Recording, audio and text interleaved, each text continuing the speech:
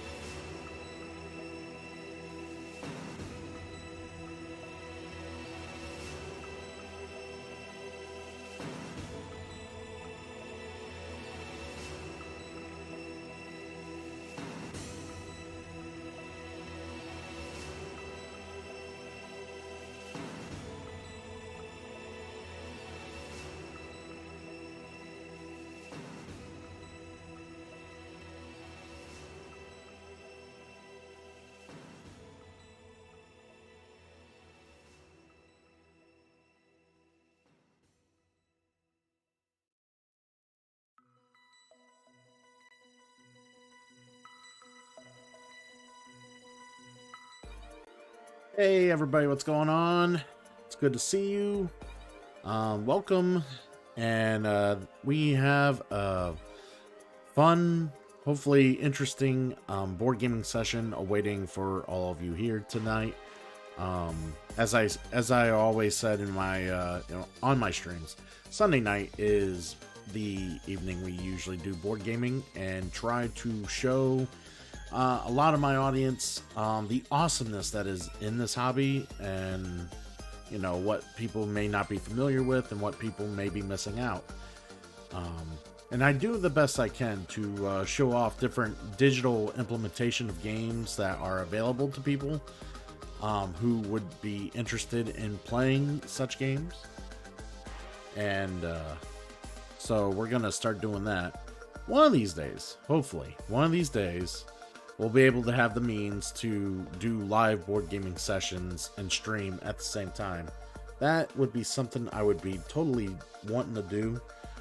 Um, of course, we don't have the means to do it now, but hopefully sometime, maybe, I don't know, down the road, um, when this picks up more and this ends up, being somewhat lucrative, we can be able to kind of give you a more personal touch, a more personal experience with this type of hobby. So, but until then, we are stuck doing digital implementations of said games. So let's go ahead and we're gonna load up Board Game Arena here. We have it loaded up already here, and we're gonna find a game to play that is on Arena today. Um, Bone Shard, dude, welcome to the stream. Good to see you. Rocking that Sharky mode out. I like it. I like it a lot. But I hope you're having a delightful day, and I hope your weekend's been well. My weekend's been, busy, lots going on, and I'm super excited to be here to play some games. I tried dropping by your Discord today, but you were away. Yeah, that's the thing. Like, I had my computer up and visiting people and hanging out throughout the day. Like, I wasn't in front of my computer all day. So, like, I've been away from my computer here and there throughout the day. So, like, being able to catch me at the right time, you may, that'd be a little hard sometimes. But, yeah. But you definitely know where to find me if I'm recording myself live, and that is here on my channel on Twitch, where we're about to play some fun games here. I'm thinking about what to play. I might actually try to play a game of... I really have been feeling Yokohama as of late, and I kind of want to play some. Courtney, good to see you. How are you? How was your game earlier with some of the gaming group we have locally? Did you enjoy the Great Western Trail? And just so you know, if you have personal thoughts, keep them personal. I will say that clearly. But overall, how was the experience? Did you enjoy the game? So, I'm just kind of looking at what we got here for options, and I think what we'll play today is we'll play something I haven't played on here yet. I think I might actually play some Keyflower. Now, Keyflower is kind of whoa, just been followed. Connors with the follow, thank you. Again, not very good at hiding, and definitely found me. So yeah, thank you, my dude. Very much appreciated. But yeah, anyways, gonna lurk, keep you tabbed up. I'll be in and out. Thank you, Bone Shark. It's always good to have you drop by.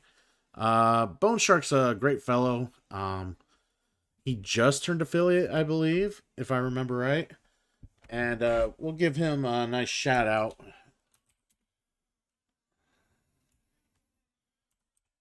All right.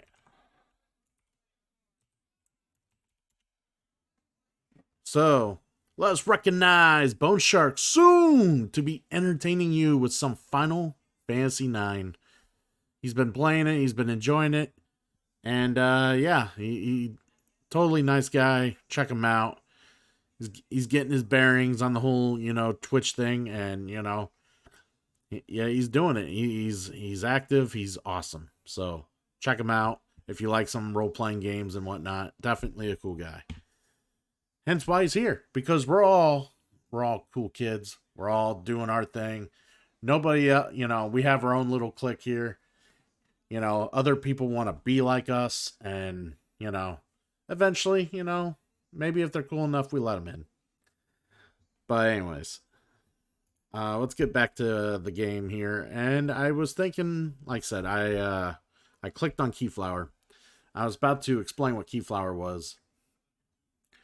Good game. Games went well. I liked the Great Western Trail. Then we played Between Two Cities. And last was Markland. 'Twas a good day. Ah, yes. Good. Hey, good that you got some wins in there. And I haven't played Between Two Cities. I've been wanting to play it. It just hasn't come in front of me yet, unfortunately. I am super jelly you got to play Markland, though, because I've been wanting to play Markland. It's hard for me to get a copy within a reasonable price range. So, super jelly. But hey, it is what it is. I do play a shit ton of great games. Whether they be on a console, whether they be on a computer, whether they be on a board.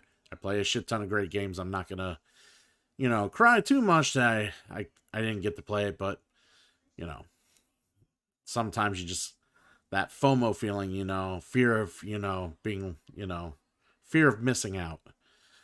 That's the thing. I thought about that today. It's like, man, what awesome games they gonna play today if I don't go to my local gaming group today and hang out with them.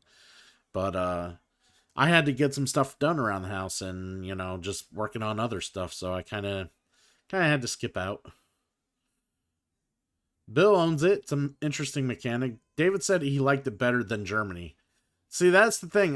Based on what I've read and known about it, I think I would prefer to play that one over Germany as well.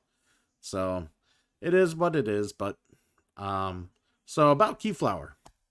Keyflower is a tab. It's kind of a city building game where you basically it's a bidding slash tile building slash worker placement game where you'll have there's like three main color workers that everybody has in front of them that are more or less hidden. Nobody knows how many of each color that people have. And then what you do is you use those workers, you bid on tiles available in each season. You play 4 seasons. And there's specific rules to the bidding and whatnot. We'll go over that when we play the game. But basically you're going to bid on these tiles, and when you win these tiles at the end of the season, you're going to add them to your village. And when you add them to your village, they're accessible to you. And basically some of them give you more resources or give you like ways to be able to manipulate your village. Others will just straight up give you victory points if especially if you upgrade them. All the tiles are upgradable. And yeah, you'll do this for 4 seasons, and the variety of tiles are all different. So it's pretty cool, pretty interesting. But yeah, let's just go ahead and start playing, and I can explain more as we get to it here. So we're going to create a game. And any of you in chat have an account on Board Game Arena, you are more than welcome to play with me.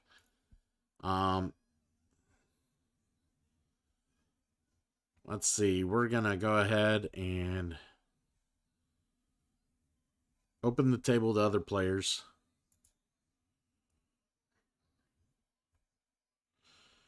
Got about a 10-minute average waiting time for players here.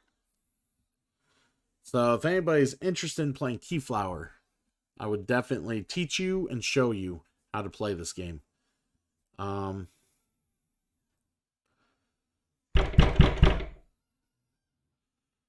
Right, we got one person in here.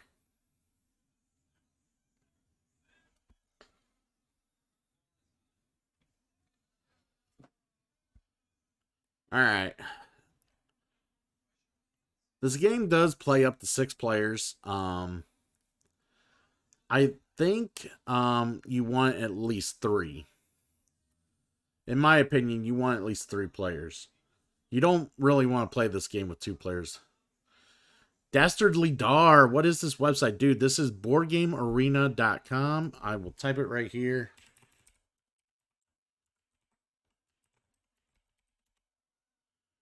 All right. The link's right there on my chat. You can it's free to sign up for an account. It is like I said, free to play. The only thing is, unless you pay for a subscription, you cannot create games. You have to join games. So there's some limitation in that for it being free to players, but you're able to get on there and play a lot of different games within the board gaming hobby for free. And they're all very functional. It doesn't involve a lot of work like on Tabletop Simulator to play them. So I could just follow you around and play what you play, right? Yes, you could, Dastardly Dar. So right now I'm playing Keyflower. If you sign up and I know your name, I could just invite you as well. Either way.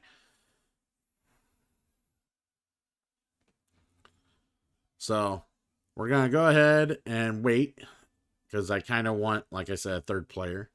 And if Dastardly Dar does make an account here, I will definitely get him in this game.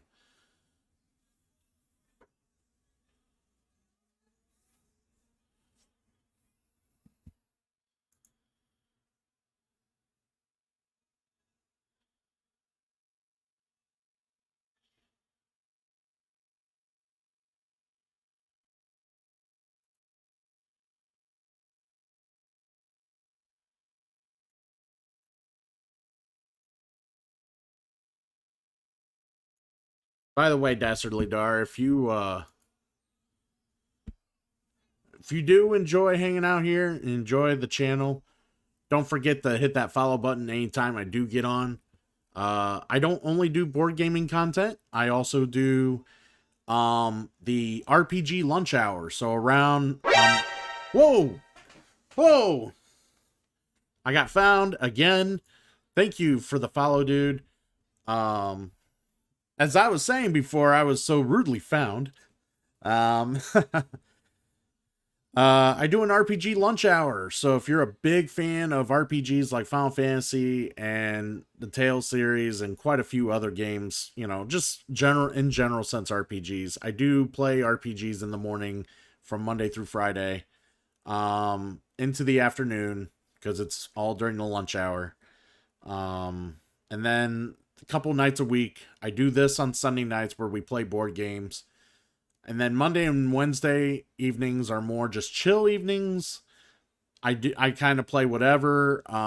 Maybe some some chat based like games that we could play together, not just like what we're doing now. Um, and yeah, just a bunch of cool stuff. Um, I know last Wednesday night I ended up playing Resident Evil 3 for the first time, the remake. So, like, basically, if they're not RPGs, the games are those are the type of games I try at night. It's just ones I wouldn't play in the morning normally. So I like playing all sorts of different games and trying them out. So definitely something to check out if you don't mind doing that. But glad to have you here with the rest of the cool kids. So hopefully, hey, did you want in on this Keyflower game, Courtney? I know you have an account on here.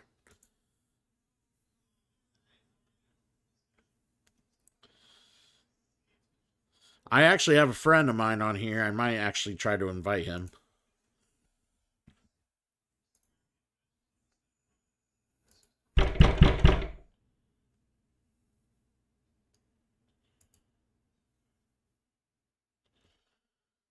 You never played either, Courtney? Okay.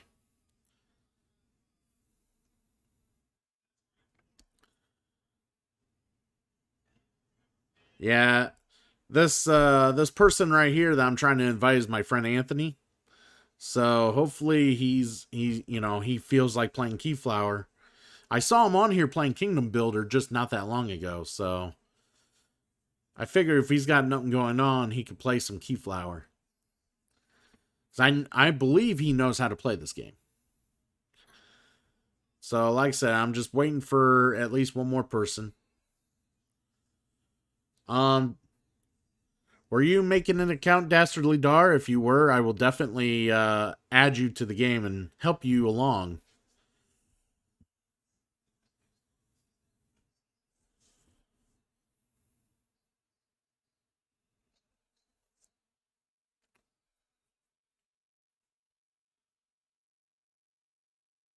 Yes, same name. All right. So let me send you an invite.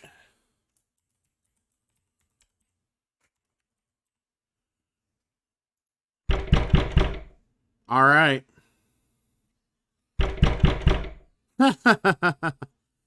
That's a cute little emblem there.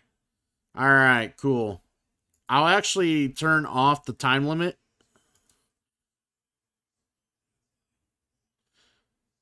All right, all right, all right, all right, all right, all right. So I can't turn off the timer, but I can definitely show you what's up when we start playing here. Um,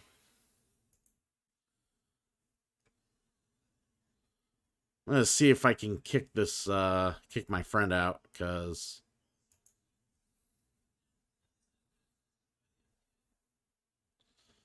all right, we got 3 people. We might as well just start playing here. Start anyways, yes. So go ahead and start game.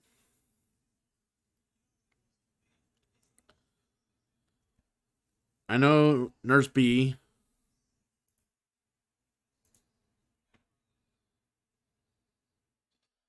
All right. Hopefully this nurse actually gets around and hits okay. I wouldn't want the game to not start because we kind of took a little bit.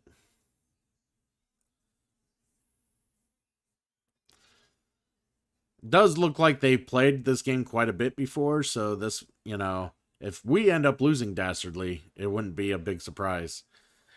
That's what I've noticed about this site is that people who play games on here, for the most part, they play a lot. They'll play on here religiously.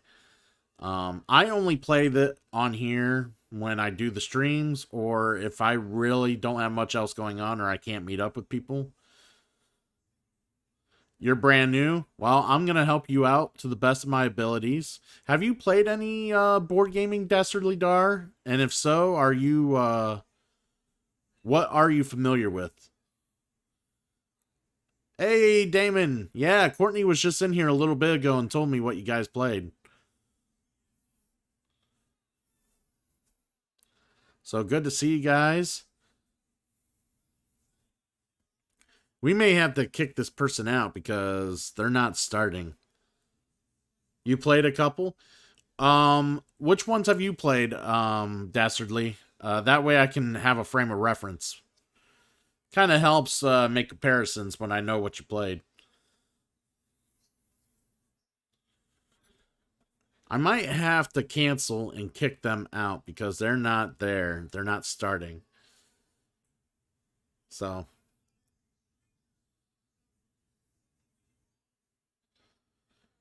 Gloomhaven, D&D, Warhammer, X-Wing. Okay, okay. So you are a Gloomhaven player. All right, that's good. I play a lot of Gloomhaven myself. I play in 2 different Gloomhaven groups currently, and I've played in 3 total, but I have 2 active ones right now that I play with. And Gloomhaven by far is one of my favorite games of all time. I love Gloomhaven. It's a great time. I've never met a more satisfying combat system in my entire time of gaming. You're also a backer of Frosthaven, as am I. Super sweet. I think Damon is also a backer of Frosthaven as well. Did you back Frosthaven, Damon? Because I know Damon owns his own Gloomhaven. I don't know if he backed the sequel though. I've never played X-Wing. I do some D&D on occasion. I backed Ouroboros. Have you seen that? I heard about it. I have not seen about it. I've not seen details about it, but I have heard about it through the grapevine. You heard about it as well, Damon? Or no, Damon backed Frosthaven. He's answering my question. We're gonna cancel the game start, and I'm gonna kick her out.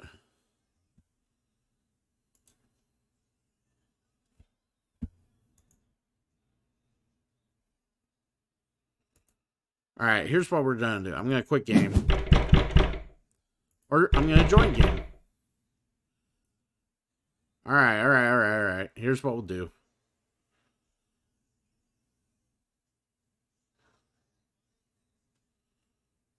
Here, I'm gonna quit game and I'm gonna start a new one. That's what I'm gonna do. So give me a moment, Dastardly Dar.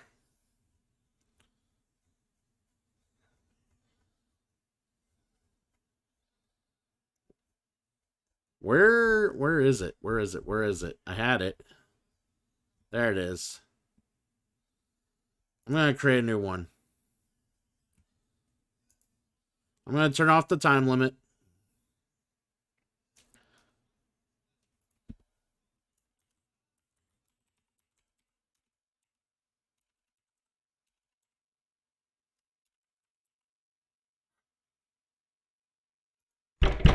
Alright, I'm gonna invite you to this one. Because they'll have no time limit.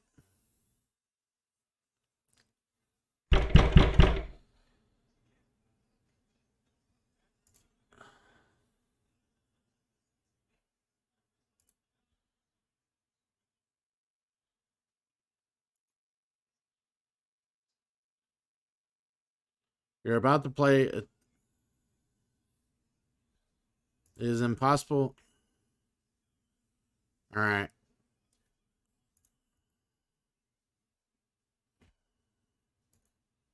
Alright, hold on. Why is the knocking so aggressive? I can turn that down. I'm sorry, Courtney. It is a little loud, though, normally. I will agree. It is a little loud normally. Alright.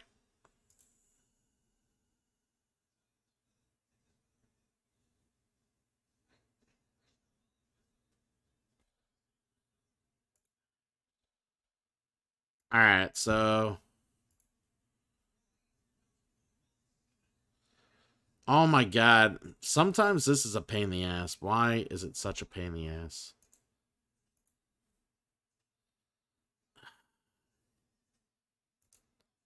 Alright, hold on.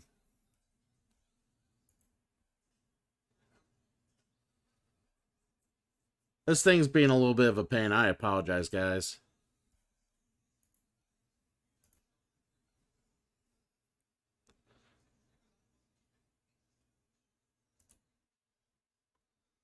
Alright. I'm going to invite you again, Dastardly.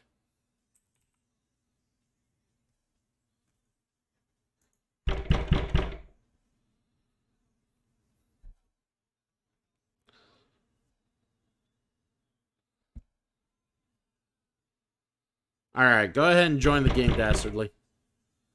Oh, you changed your icon already? Forgot to tell you, I got my Terraforming Mars big box on Friday. Took like 6 hours yesterday to put everything away. It probably would.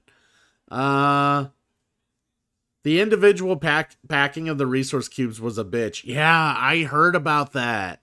See, I never bought the upgraded cubes, so I didn't have to fucking worry about that. But I heard about that from other people who bought those resource cubes, that they literally packed each and every one individually in its own little bag. That was hilarious. I mean, sucks for you, but... Oh, man. I can't imagine why they did that. Like, I don't know why they would have done that. But yeah. Alright, so let's try to get one more player in here, and then we'll start playing.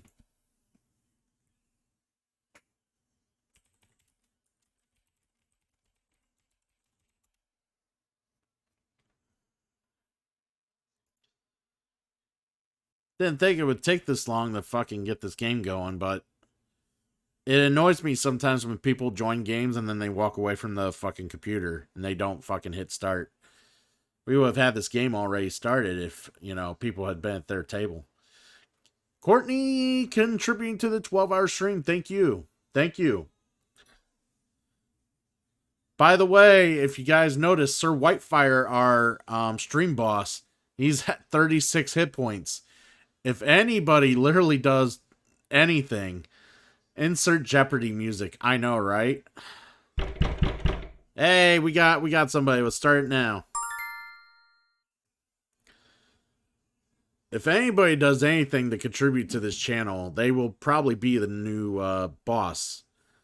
So here's what you're gonna do. You're gonna get meeples, dastardly. You're gonna have meeples of multiple colors. You're going to have red, yellow, and blue ones. Green ones you'll get specifically later on in the game because they'll be harder to come by. They're more rare. But you'll have meeples of these three colors. And what you're going to do is you're going to bid on these tiles. And these tiles are going to go... Toasty! Oh, Courtney with the 100 bits. And now the bit boss. Yeah. She is now the bit boss. Nice. Anyways, as I was saying, we all start with this home tile here that has that allows you to transport resources over a tile and then upgrade one tile. But what you're gonna do is you're gonna bid on these tiles here. These tiles I'm showing you right here are player position. So they'll allow you, they'll determine player order for bidding on boats later on in the game. The boats give you more meeples to play with as the seasons go. But so basically, I got to bid on a tile that I want. And these tiles, like I said, will give you more ways to manipulate resources. They'll give you resources. Some will let you gain a random worker. A worker is what you have to bid with here in this corner right here. And then, yeah, there's some other resources here. And then this right here is a type of tile that will allow you to get a rare green worker. So I'm going to bid on a tile here, and I'll show you what happens here.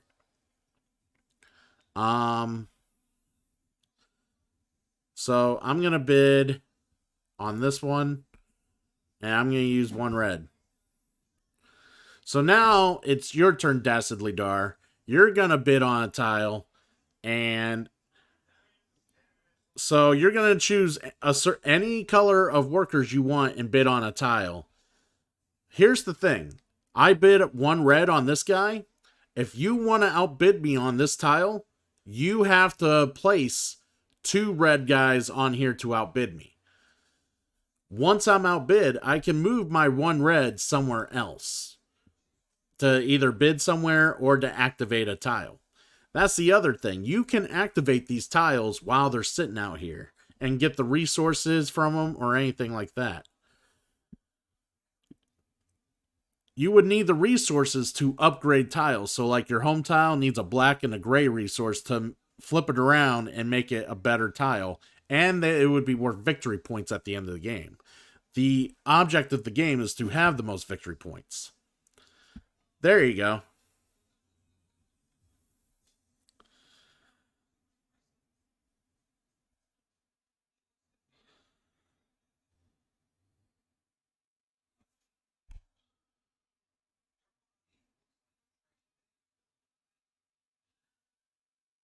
So basically, we're going to bid on these tiles or place workers on tiles to use them.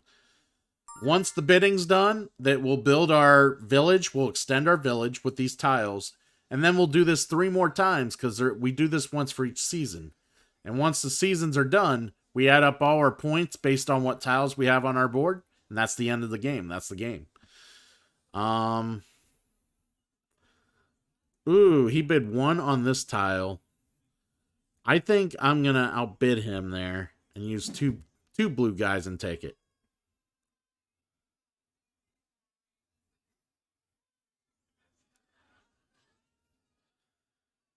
So it's back to your turn, Dastardly Dar. You can go ahead and... That's the other thing, Dastardly Dar. If you want to... Since I've already bid a red guy on this tile and you want to actually use it instead of winning the tile... you would have to put a red guy down on the tile itself and then spend a yellow to get a green.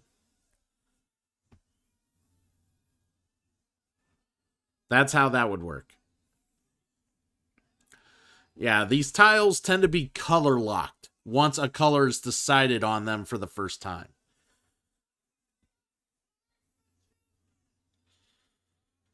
Now, you're probably wondering, other than maybe endgame points, what's the benefit of being able to own the tiles?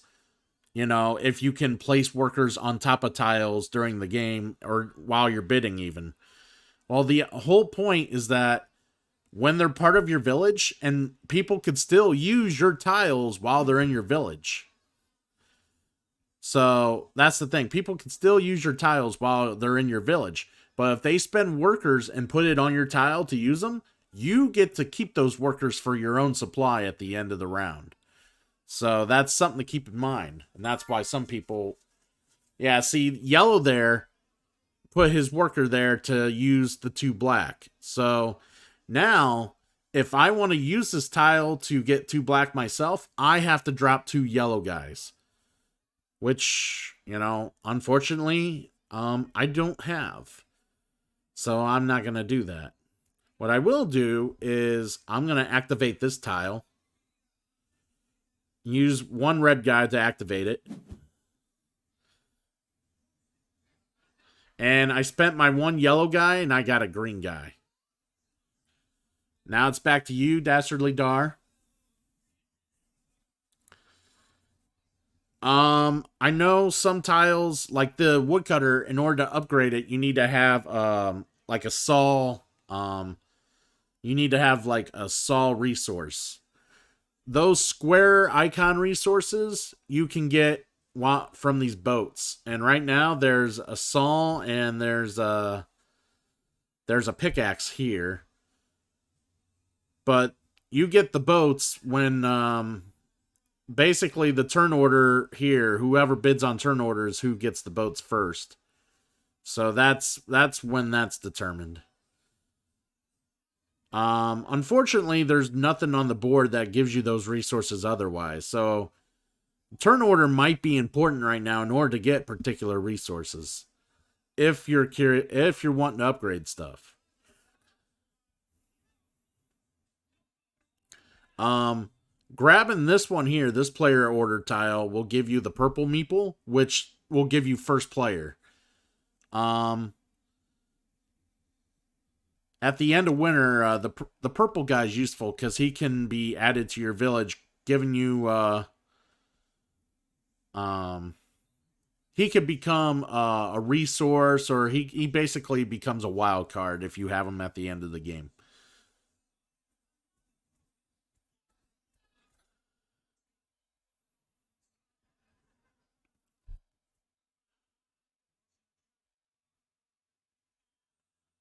Now, the other thing is that you don't have to bid. If you want to keep your meeples for something useful, feel free to pass. You don't need to have tiles you or to bid on everything.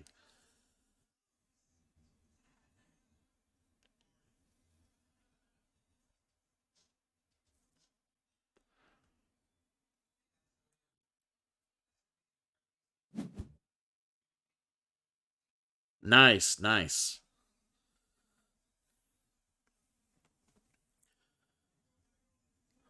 I mean, for me, it kind of sucks dastardly that you can see, the which meeples I have because, and that you're guessing at this point, really. Hey, dastardly, the best way to learn these type of games is to kind of go in and take some shots, and then with the pieces you get from those shots, you kind of put it together as you go. It's kind of how a lot of these Euros work. Oracle of Dawn, how you doing? Good to see you. Happy to have you here. We're playing some board games, and who doesn't love board games? Um, I want something good. I need gray and I need black.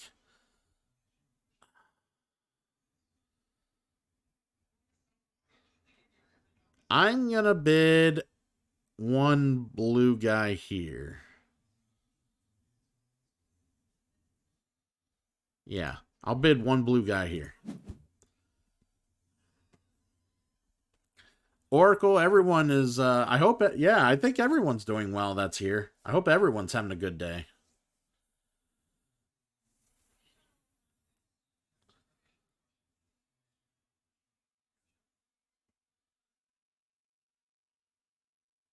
But yeah, Dastardly Dar, if you want like certain resources to upgrade some stuff in your village, like your home tile, because you need a gray and black resource, like on this gray one right here, you could put a meeple on there. Like you just click on the tile and you click on the tile itself, and you can throw one red meeple on there and get a gray resource, which would go to your home tile.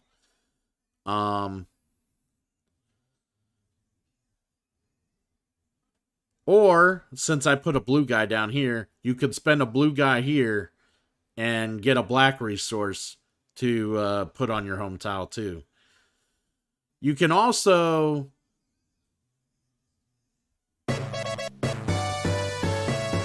oh my, Courtney gifting a tier 1 sub to Damon. Thank you very much. I appreciate it. Thank you. So, how the resources work dastardly is that you have, if you activate tiles that are on the bid chart, those resources you get will go straight to your home tile.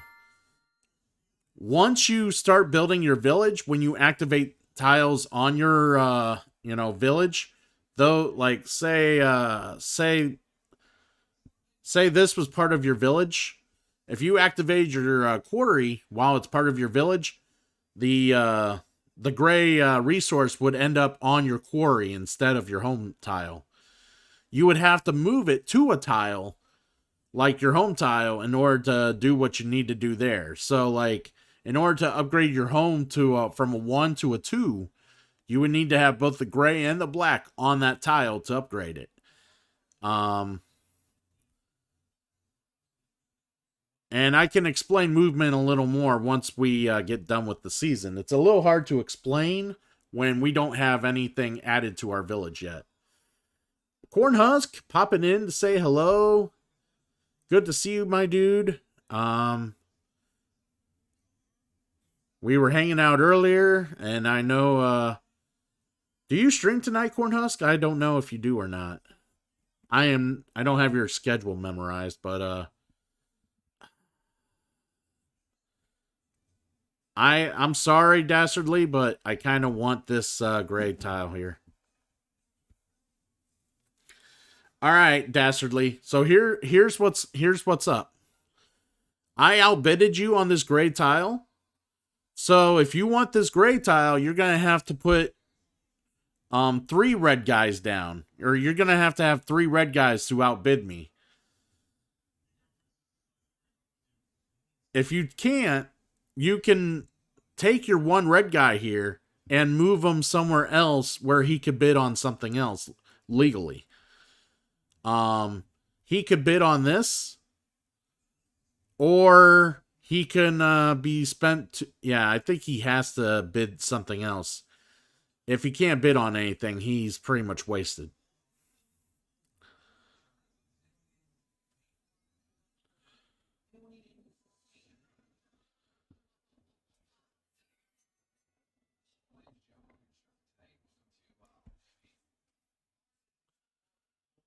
You only just stream Monday through Friday? Gotcha, Cornhusk. Yeah. I wasn't 100% sure.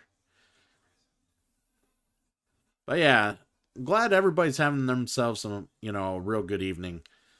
Dastardly Dar here joined the chat and decided to play Keyflower with me. Having a little experience with some of the games in our hobby, and he's taking quite the learning lesson here. Luckily, this game will get easier to understand the more you play, as we play on through the game, because it's hard to visualize it. If you've never played a game like this before, it's hard to visualize what's going to happen at the end of the season.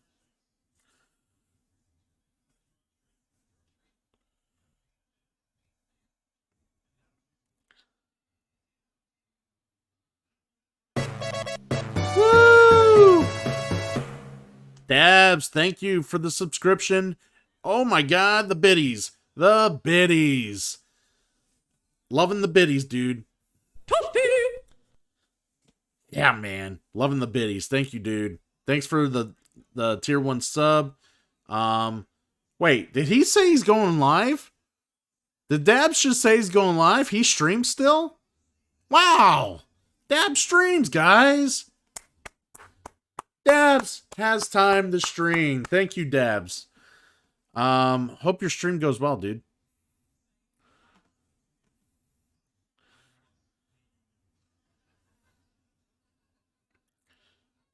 Hell yeah, toasty, man. It's always toasty in here. I think Dastardly Dar is trying to figure out his what his play could be. If you have any questions, Dar, feel free to voice them.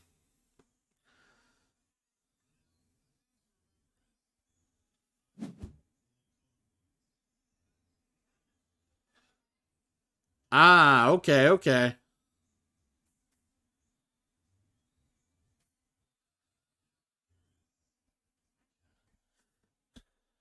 Were you able to figure out what you wanted to do, Dastardly Dar, or was that more of a, well, fuck it, let me do this?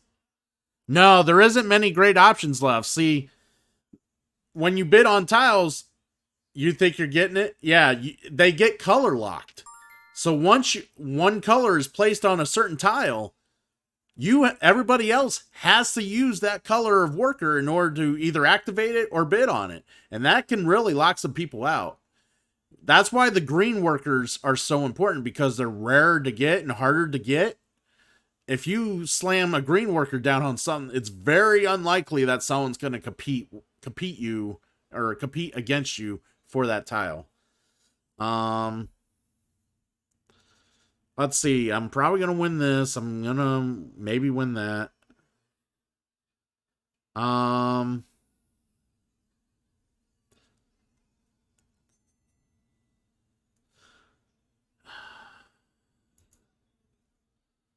I'm gonna bid. Yeah, he outbid me here, unfortunately. So I'm actually gonna bid right here.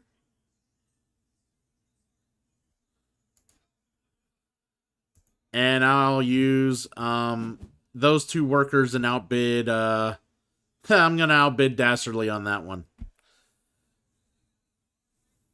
Sorry, guy.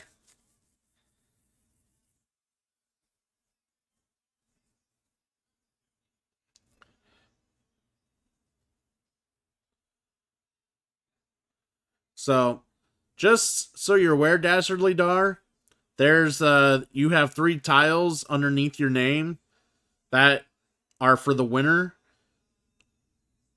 Those are tiles that you may or may not choose to have in the game down the road. And then they'll give you big amounts of points in the winner if you own these tiles in the last leg of the game. So that's what those are.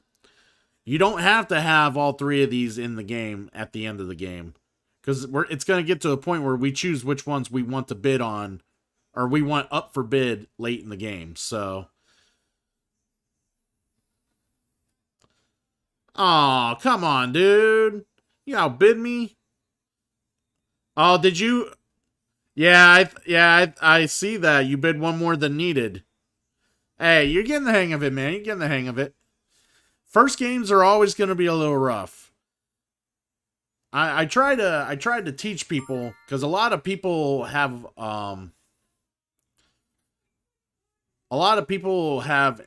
they're intimidated when learning games like this. I just try to tell people, don't come in this game expecting to win. You're not. You're learning. This is a learning game. All, I'm sorry, you can't be a pro at everything you first touch. So when you're learning, if you win when you're learning, that's great, but you should never expect to win on your very first game. I must either bid or pass. I think I am passing.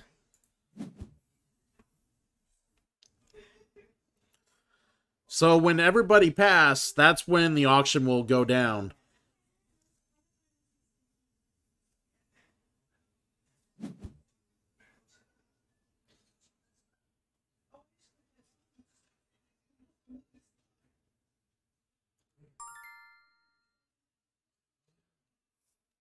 Actually, you know what? I'll bid on this with the 2 that you outbid me on here.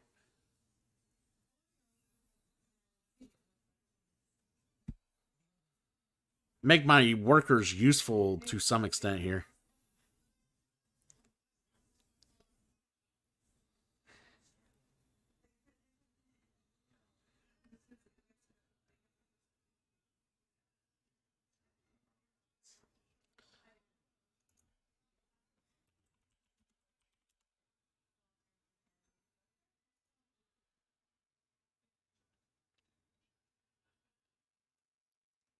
Yeah, when every player passes consecutively, that'll be the end of the auction.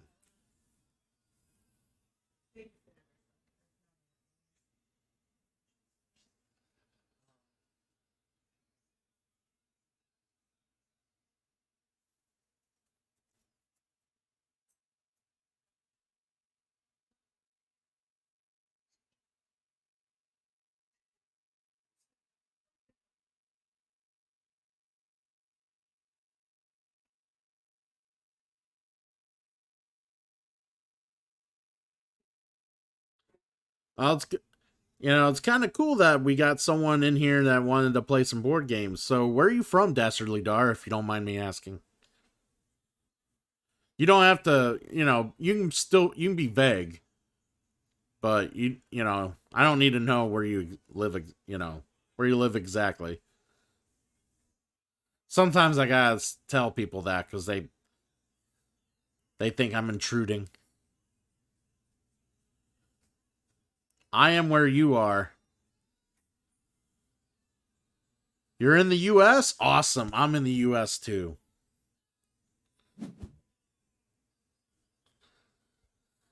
All right. The city. Oh, what? You're in Perrysburg too? That's interesting. Yeah, I live in Perrysburg. Unless you're thinking Finley.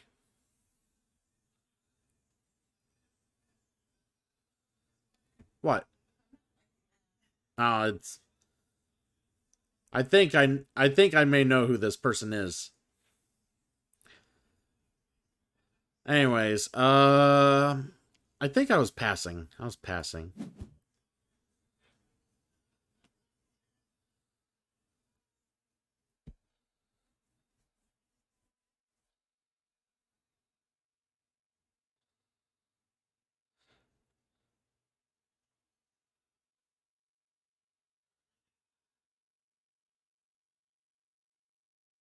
Oh, you thought I was from Finley? Yeah, I play a lot of games in the Finley area. Yes, but no, I live in the Perrysburg Toledo region. Yeah, that's where I'm at.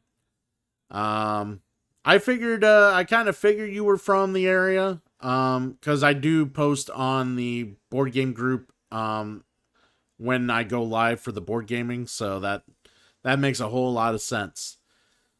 But yeah, man, thanks for showing up and hanging out and playing some games. I very much appreciate it. Oh yeah, you should have. Yeah, well, you can still do it in the next season. So I get to select my boat first. So I'm gonna end up getting that tile, that tile. I want this boat right here. So you're gonna select a boat. You're gonna use whatever one you want. I would assume you want the one with the most meeples. More meeples is better. So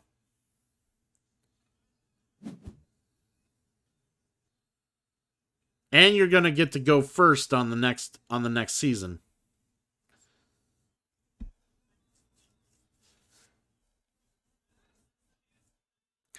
Yeah. So now we're gonna take the tiles we won. We're gonna take the tiles we won and actually build our village here. And yeah, this is the whole game. We're gonna do this for just 4 seasons, and that's it. That's the game. But like I said, there's victory points on the tiles. So you want to upgrade your tiles to get those victory points.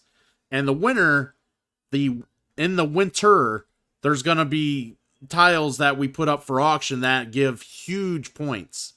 And we're going to be bidding on those too. So this is the game. This is the game, man. It's not that hard to pick up if you've probably seen everything here. All right.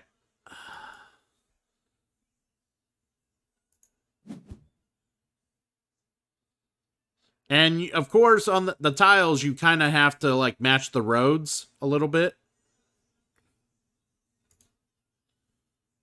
There we go.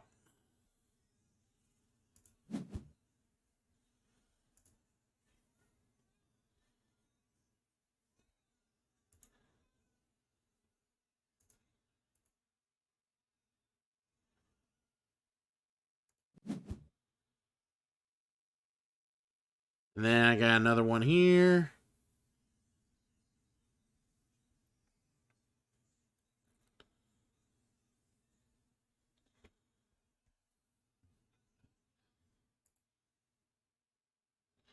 And that one could go there.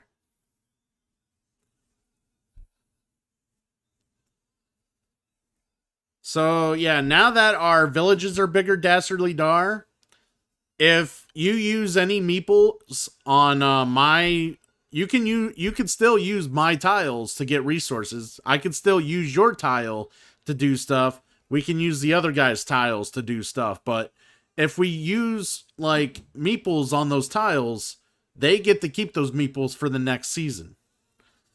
So you're giving them ammunition if you want to use their resources. But here's the thing.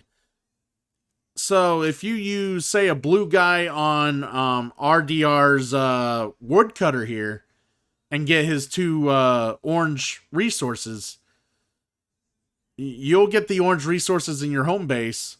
But here's the thing. If he wants to activate that tile on his own accord, he's going to have to use blue meeples because you used the blue meeple to start using it. It's all that color locking. It's all about that color locking and screwing people out of tiles because, you know, they don't have the right colored meeples to get what they want. So yeah, we got a whole new slew of tiles. We're officially in summer. So there's some pretty cool tiles here. There's ways to get more green meeples. There's better ways to trade and upgrade stuff.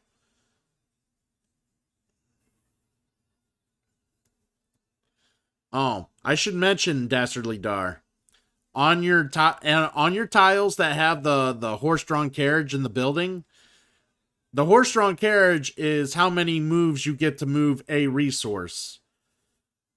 The house on that icon is how many upgrades you can make. So at the start of the game, everybody's allowed to upgrade one tile every time they activate it.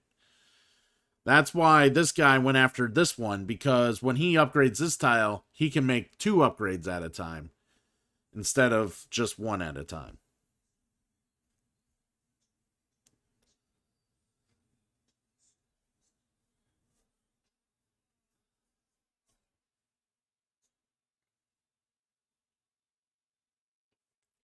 Ooh, we got a summer boat down here. When taking workers from boats at the end of summer and autumn, and when taking a boat at the end of winter, take 1 green worker from the supply if able. Nice.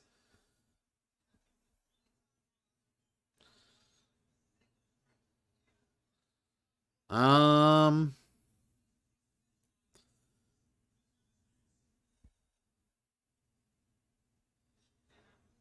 Uh-huh. All right. I think I know what I want to do, but curious to see what happens here.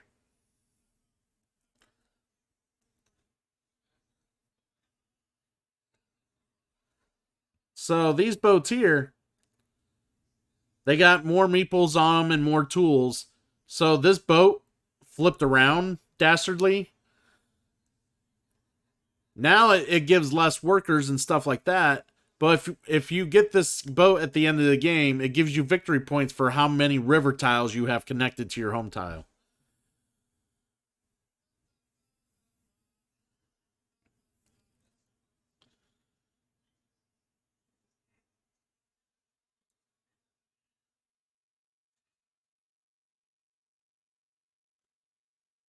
This guy's making some hard decisions. My decisions, they're not real hard right now. Oh, I knew he was going to bid on that. That son of a bitch. He didn't bid on it, he activated it. I knew he was gonna I knew he was gonna touch that tile. I was hoping to fucking touch it before he did. God damn it. Oh my god, I'm a little irritated.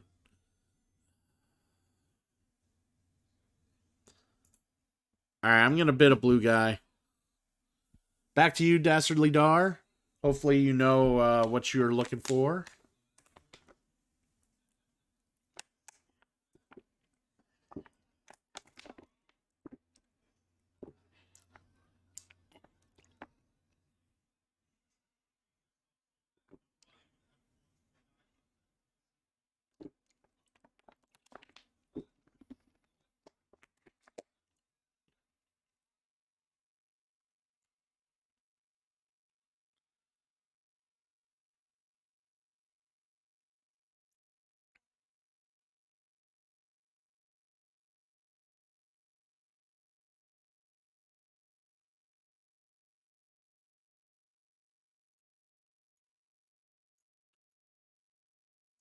Yeah. So officially, like, I play a lot of these type of games.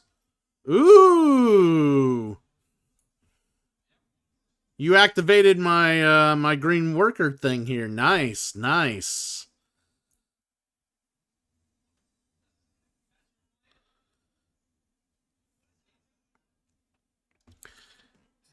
Just cuz I'm curious, did you activate that with the blue guy cuz I'm low on blue guys? Yeah, that's the only unfair advantage of me playing this with Dastardly Dar here is that he could see what meeples I have available because he's watching me on stream right now, but I can't see his because you're not supposed to see other people's meeples. So hopefully that doesn't like screw me so badly, but we'll see. I'm not gonna lie, I haven't been looking at yours. I've been laser focused on. Dude, that yeah, you get there's a lot going on. Trying to be fair as well. Good. Hey, you're a good sport. I appreciate it. I appreciate you. Hell yeah, man. All right, so he went ahead and activated that. Fuck. I kind of want this. I'm gonna bid on this.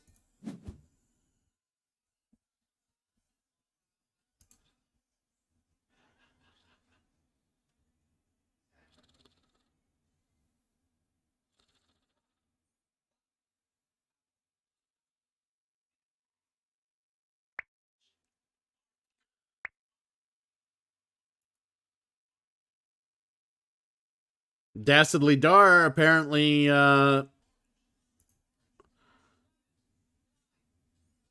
dude, do you know French?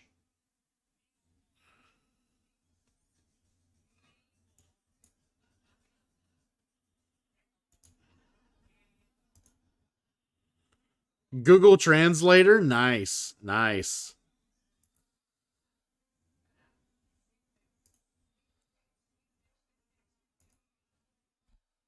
Yeah, I kind of figured that's what you were doing. I wasn't gonna downplay the idea that you knew French or not.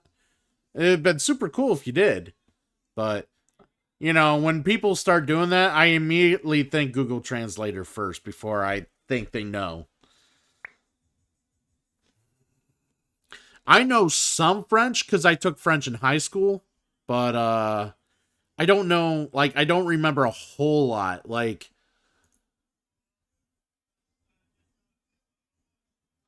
I know like somewhat what you guys are saying, but not like specifically. Like it's vague.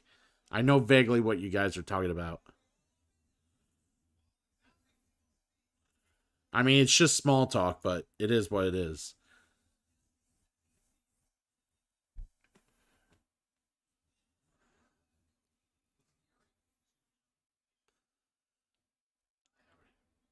By the way, it is your play, Dastardly Dar. If you're not too busy flirting with the Frenchman.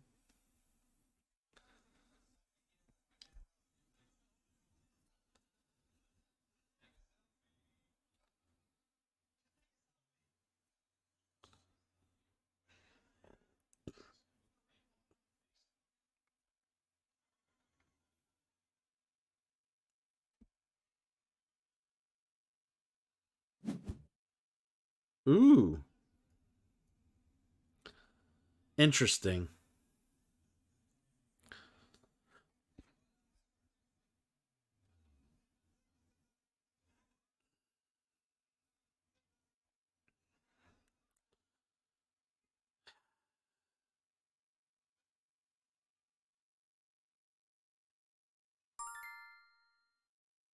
Um,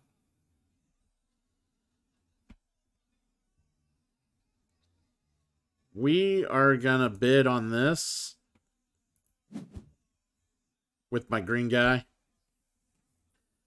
Just asking him how he is. Yeah, that's what I figured you were doing.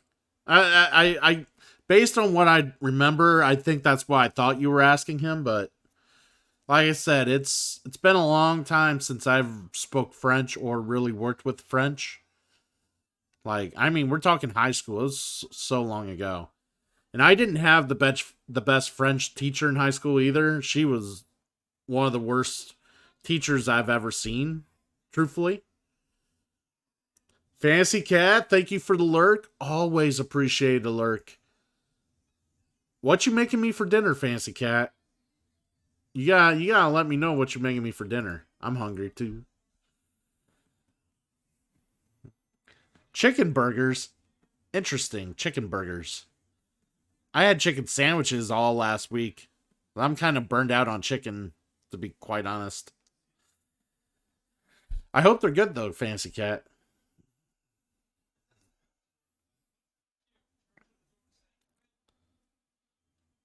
Ooh, you'd make my girlfriend jealous. You'd make her so jealous. We owned an air fryer, but we have no room for it in this apartment. She ended up giving it to her mom. She bought it brand new before we moved in here, and she never got to use it before coming in here. And now there's just no room for it, and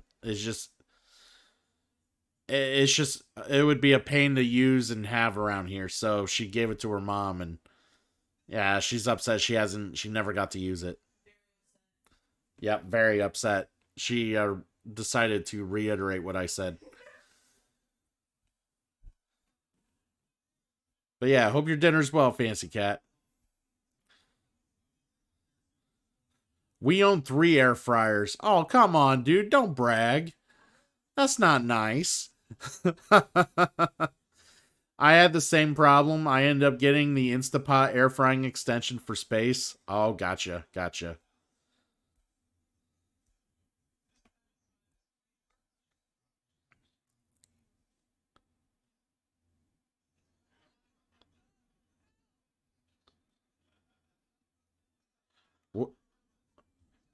Um, who's trying to quit?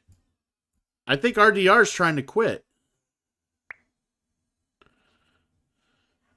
Um, no, all right. Dastardly Dar, let's go ahead and quit because this ain't gonna be fun with the 2-player game.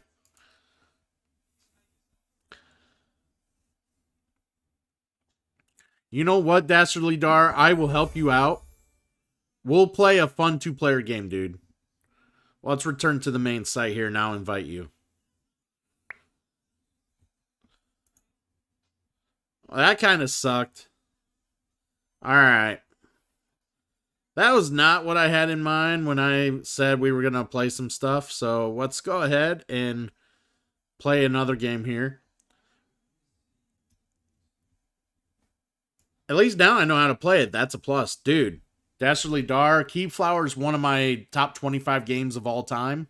So luckily you know how to play it. And if you ever see me at the local Finley card shop, I'll definitely play it or have the physical copy to play at some point in time. It is very simple. A lot of these games, once you learn the process a little bit, they're really not that complicated. And Keyflower isn't complicated at all. So, all right. So I figure me and you could play a game together here. We'll play some Seven Wonders Duel.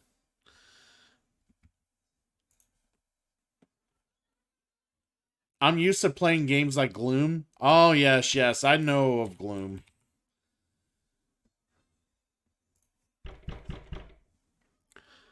Yes, I played Gloom myself. It's been a long time since I played the actual game of Gloom. So we're gonna play a 1v1 game. This is straight up 1v1. Um, I want to add you as a friend here. I gotta figure out how to do that. Um,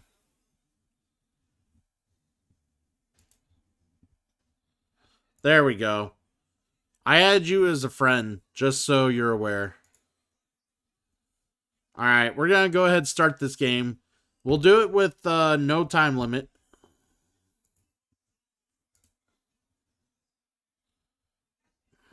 Or I keep forgetting I have to set that before I invite you, but whatever. We'll go slow. It'll be fine. This game's not that hard to pick up either.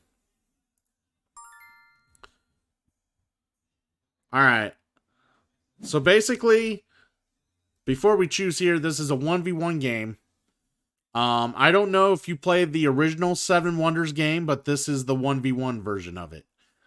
The idea is you're going to either win the game through scientific means, through warfare, or we're going to count victory points at the end of the game if one of the other two requirements have not been met for victory.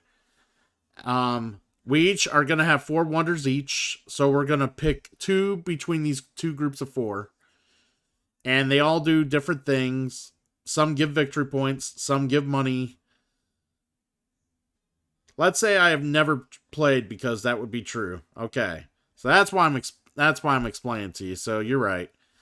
But yeah, some will give you extra turns, some will give you a bump in military, and so forth. When you choose, you're going to need resources that are on the left here to build these. And you'll get these as we play through the game. So let's just go ahead and choose some wonders. I'm going to choose first. I'll choose this one. Now, you're going to choose 2 of these. Now, like I said, you can read what it does and get a sense of what it really does.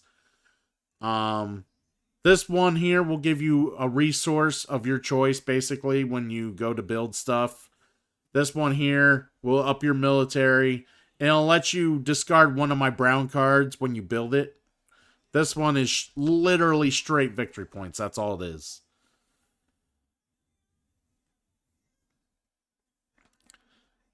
But yeah, you're going to choose 2 of these. And then I'll get whatever's left.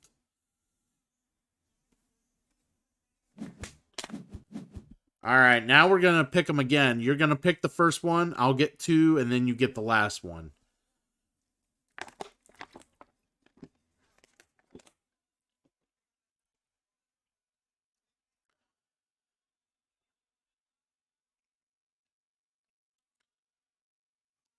And if you're wondering, there will be a discard pile set aside so you can see it at all times. That'll matter dependent when you build the mausoleum.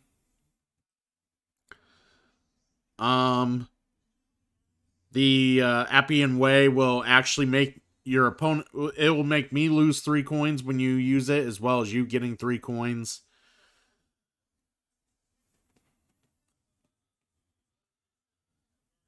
Coins are very important in this game, so...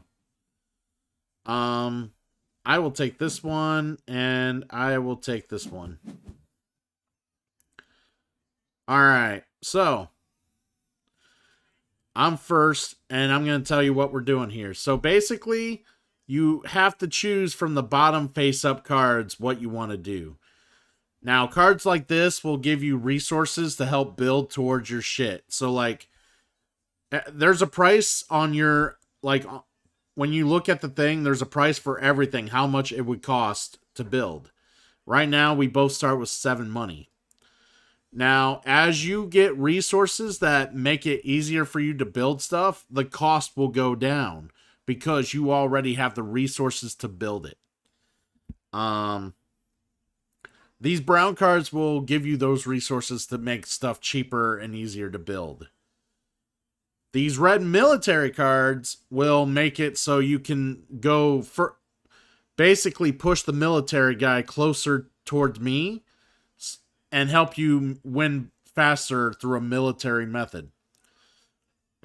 These blue cards are straight up victory points. That's all they are. These yellow cards will give you a variety of bonuses. Here, this one is going to make your stone... Like, if you need to use stone for stuff and you don't have stone, instead of paying 2 for each resource in order to build it, you pay only 1 instead. So it makes your stone cheaper to buy. Some of these other cards up here, like the green, is how you win through the scientific method. Basically, you need to own one of every... There's 6 different symbols on all these different cards. You need to own one of each different symbol to win the game through a scientific method. If you ever control 2 of any of the same symbol, you get to choose one of these effects of the 5 that are on the right. So, I'm going to take my turn here. Seeing what I need real quick. All right, so here,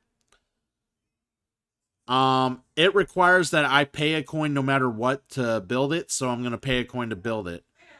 So when I click it, I can either use it to construct a wonder, because when you construct a wonder, you don't just construct it, you have to take a card that you would pick to help construct it. I could just construct the building as normal, or I could pitch it for two coins. Because sometimes you're going to need coins and you have to pitch buildings to get coins. So now you get to choose what you want. And it basically tells you how affordable it is at the bottom and everything.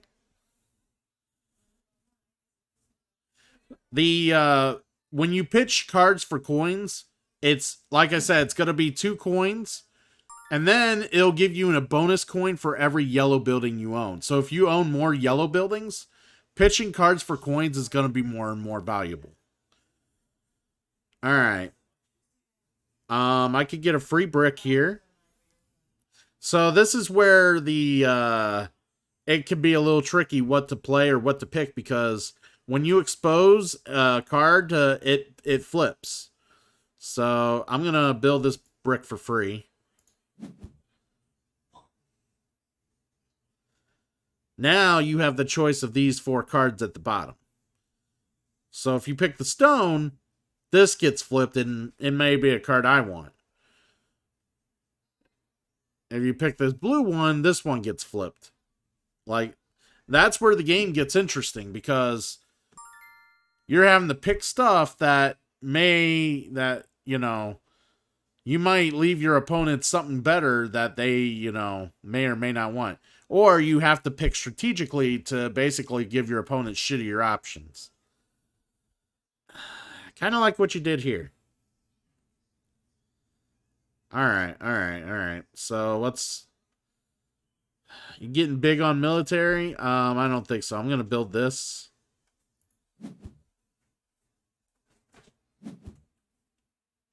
So the only other thing to mention is that some of these buildings have these icons on the right, these like little white icons at the top of the card.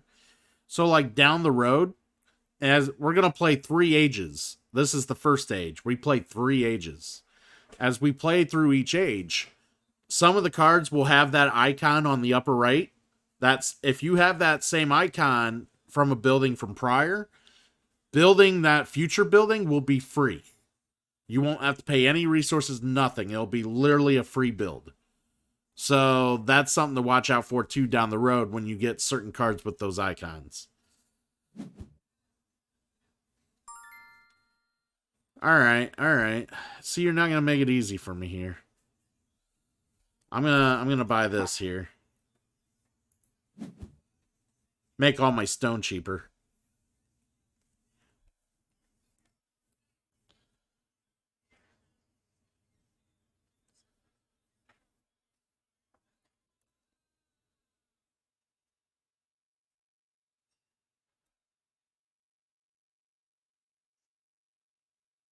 But yeah, Dastardly Dar, this is actually one of my favorite 1v1 games when it comes to the board gaming hobby. I enjoy this game a lot. It's actually quick to play. It doesn't overstay its welcome. And the thing is, you don't see every card available in every age either.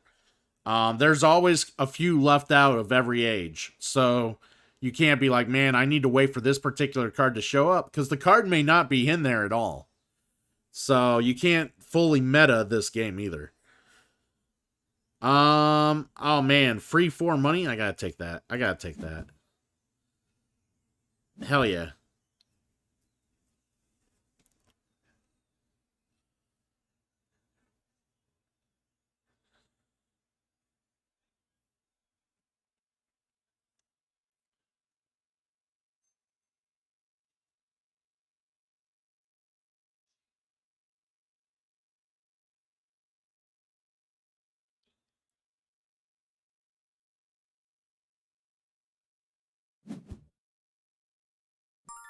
Ooh.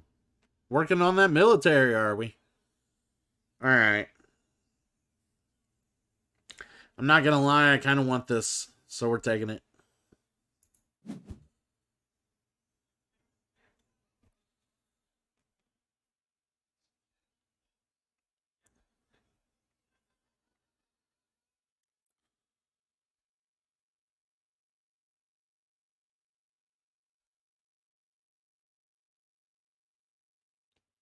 It is kind of a shame that we didn't get to fully play that Keyflower game. I really like that game.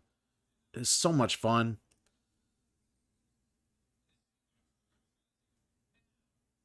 By the way, Dastardly Dar, if it makes you comfortable, and you really want me to know who you really are, because you do live in the area that where we play together, you can always whisper to me who you are by name. That way, we're at least somewhat familiar with each other. That way, I'm not guessing who you are. But that's up to you. If you want to keep yourself anonymous, did I say that right? Anonymous? All right, keep yourself anonymous. That's no problem either. I have no issue with that.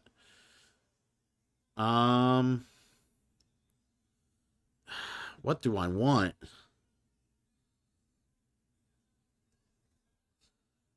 I think you took the card I wanted. I'm not gonna lie.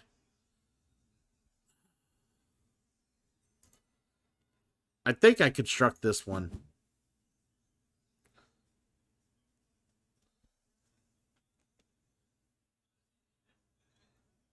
Secrets. Secret? You got a secret?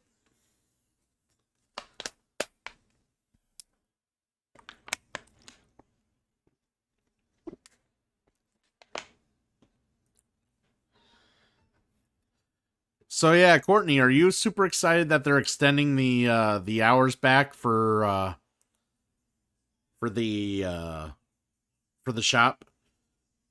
They'll be open later on Thursday nights, and we'll actually be able to play it. We'll be able to play at the shop on Sundays. We won't need to actually hang out somewhere.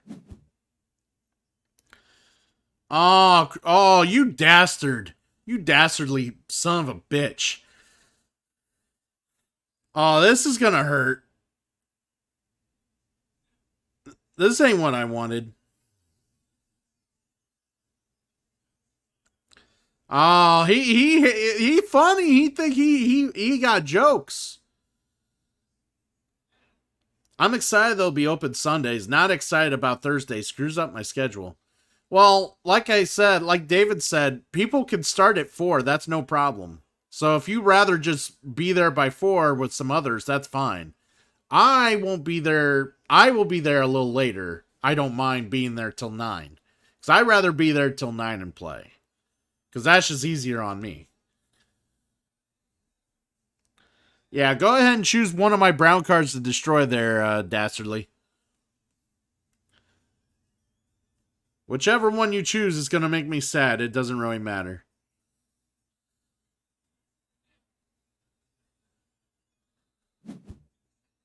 Yeah, I figured it'd be the wood. Alright, so I gotta choose a card and get rid of it. I'm gonna discard this card for 5 coins. So I already got 3 yellow cards, so it was 2 coins plus 3 yellow cards, so that's 5 coins. Yeah, me discarding cards right now is super good because I already invested heavily in yellow.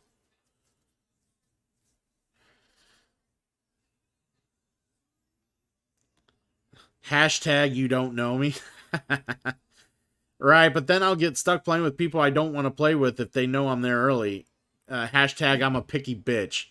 Hey, I don't want to hear it. You think you got it bad?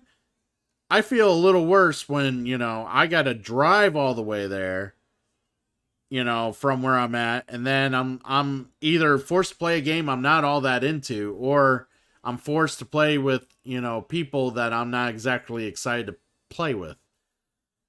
I mean, I get being picky. That's why we play days outside of Thursday. Yeah. Yeah, when Jeff kind of forced me, kind of strong-armed me and made me play whatever that one day when I showed up, yeah, I yelled at him for that. I need a lot of stone. Kinda, yeah, I do, but I need this. I need it real bad. I'll construct that. Oh, that'll make my day much easier.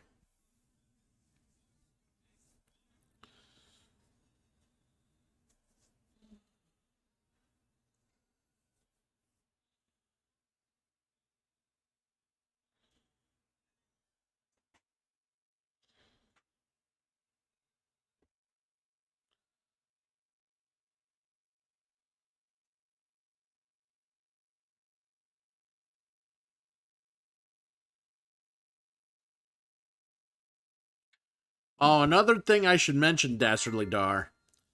So the game's called Seven Wonders. We have 8 wonders between the two of us. Whoever builds their 7, so only 7 of these will get built. So the first one to build 4, the other person will only get to build 3. So keep that in mind.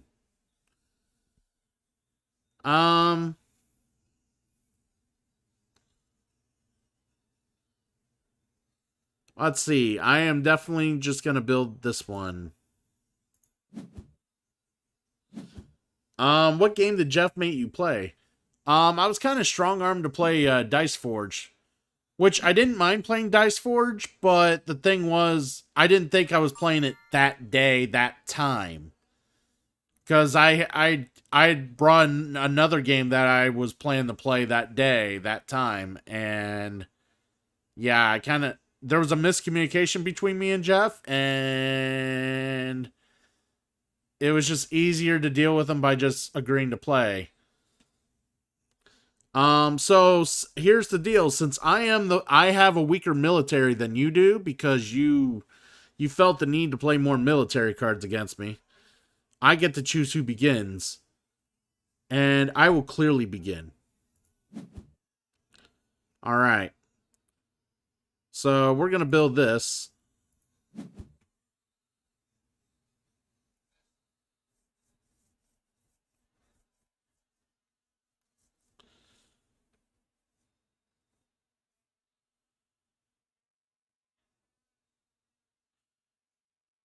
Archer!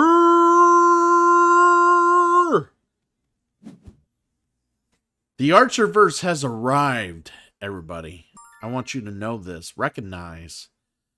And we're going to give him a shout out because I am very active on his channel as well. So it's always good to let people know. Let us recognize the Archerverse soon to be entertaining you with some WWE 2K18, which is what he uses to drive his fan-fictional wrestling universe he delivers on his channel. Feel free to check him out if you want to see some cool fictional wrestling action involving past and present WWE superstars and people within our Twitch community that are more well known amongst our circle. It is a good time. It's a lot of fun. Check it out. I commentate alongside Mr. Archer here, and we have a blast. It's a super good time. I am also trying to figure out what the hell I want to do here. I gotta take this.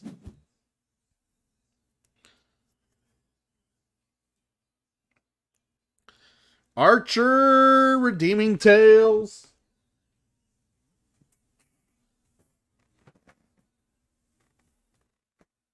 You know you're such a suck up, dude. You know that, right? Tails. Tails is hanging out with the rest of the cool kids. Fist bump Tails. Fist bump everybody else in chat. We're all cool here, having a good time. I am definitely having a good time. Should see the smile on Vanessa's face. It's huge. Her face disappears. That smile's so huge. I mean, yeah, that's great. I love that. I mean, if you want to send me some dark chocolate, that would work too. Oh, now she's asking for dark chocolate, Archer.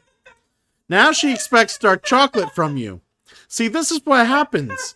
You get caught in the snare. She expects more and more. And more. And more. Just so you know and you're aware, you've got yourself in some trouble, my friend. I mean, if anybody wants to send me dark chocolate, that works. But I would love it to be from Archer. So, I gotta figure out what I want to do here. I do not want to get hit with more military. So what we're going to do is we're going to take this military card and we're going to construct a wonder. I'll construct this wonder. Get some money, take another turn. And then I will take this symbol right here because I want it.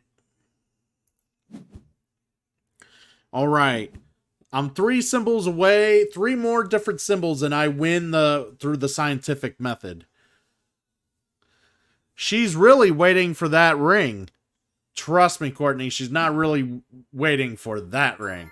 She is shaking her head no. Wait, you don't want to marry me? That's not what I'm saying. Oh, it's not what she's saying. She's not saying that, but she don't want no ring either. I don't want any ring, and I'm not ready for marriage either way. She just not ready, people. She not ready. It's all right though. We're perfectly fine the way we are. Let's see.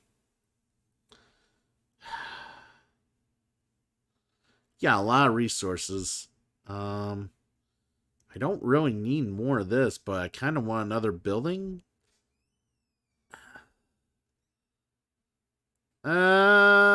We'll discard this for coin. Oh, no. Let's, we're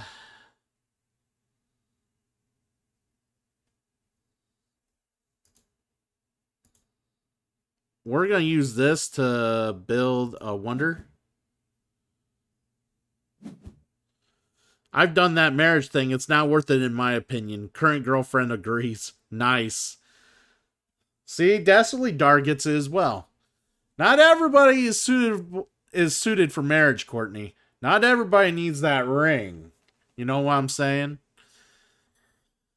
Alright. So we're taking another turn here. I was hoping this would reveal something better. Well, I do kind of need it, so we'll take it.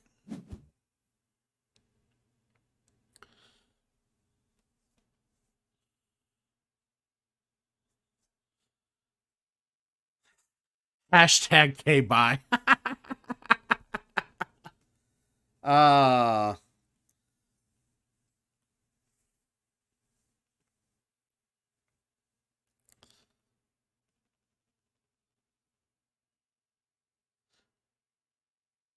yeah, I'm glad everybody's having themselves a good night. Hey, Archer, how was work? But how was work, man?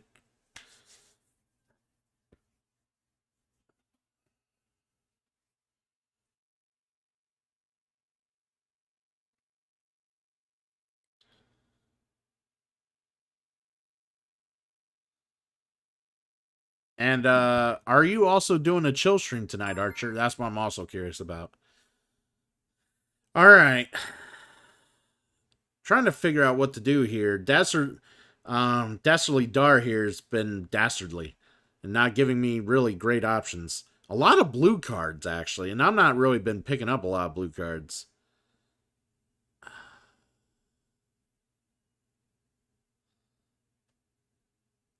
I do have the resources for this. I'm not going to give them a freebie. I'll just take this and build it.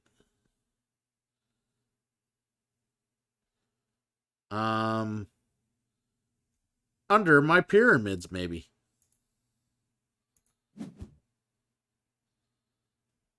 There we go.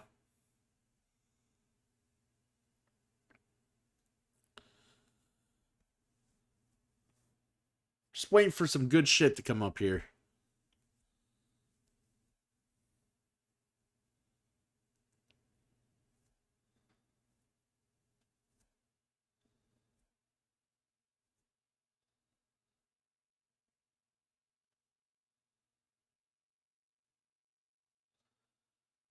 See, the problem is I have to pay attention to my military. Because 4 more bumps with the military and he wins. So I have to make sure he don't do that. Oh. Okay, I'm good. Oh, man.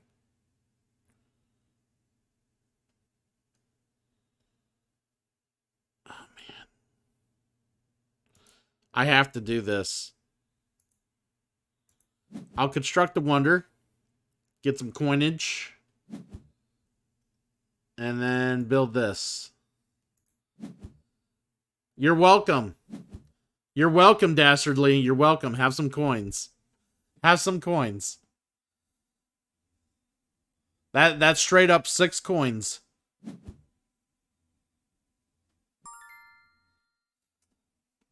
All right.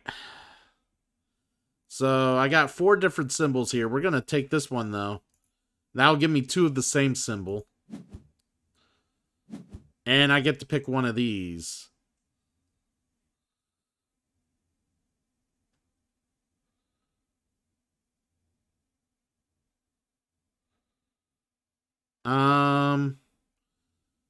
Just so I can stay alive on military, I'm going to take this one.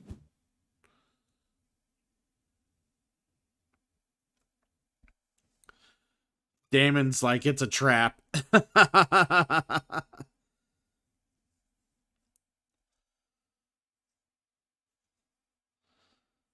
Yeah, hopefully I can build some military stuff and then bump it up and keep them from beating me in military.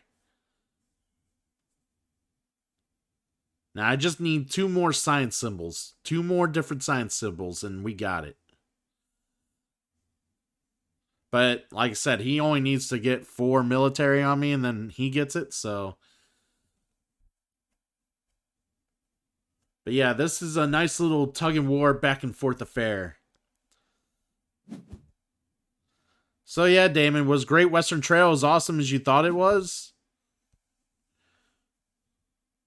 I know that tone of voice. Dude, you don't know me. I'm going to reference Courtney. Hashtag, you don't know me. You don't know me. It's fine. All right. I don't need any of this shit. Maybe I do. I'll build this. It's fine.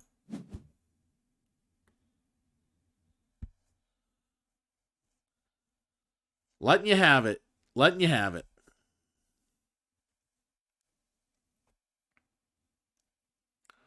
See, I'm all in on the science victory. I'm hoping I don't have to worry about points. It was good. I'm glad I own it now. Hell yeah, dude.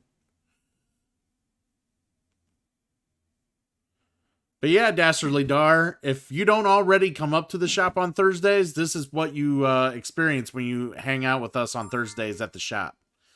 So, this is the kind of stuff we play all the time. Weaker military, I guess I get to choose. Yeah, I'll choose me. Alright, so this end of the game, this card is worth 2 victory points for each wonder constructed in the city which has the most wonders. Ugh. I'm gonna build this just so he don't screw me here.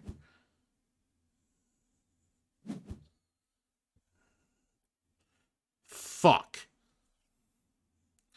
Another game or two and I'll break out the expansion. You would have to play it another time or two, wouldn't you?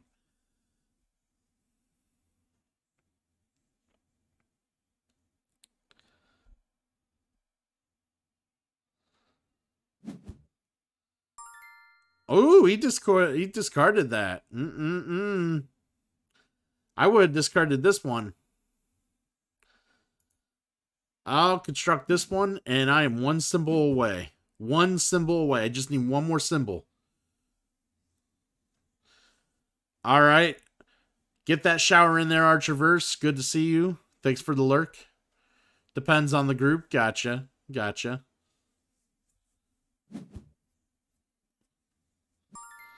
All right. Let's see what we got here. What we got. This one is worth 1 for each yellow at the time it's constructed. We'll take this one.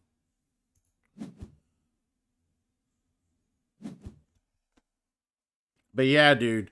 So Dastardly Dar, if we do play 2 victory points, victory points where the military's at, you'll get victory points for that. Victory points on your cards, victory points on your wonders. Your coins are also worth victory points. So, I think it's a certain amount. I think it's like every 3 is worth a victory point or some shit, I think. Somewhere around there. So keep that in mind. The swamp people don't know about it? Ah, okay.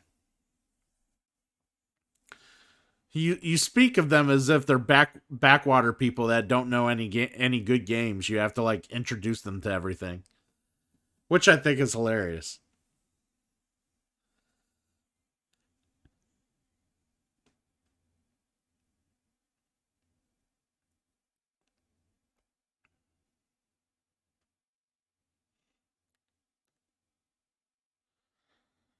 All right. He's making some hard choices here. That son of a bitch.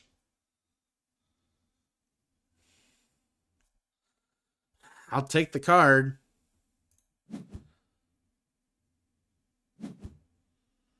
But, oh man. These red cards are a little harder for him to build.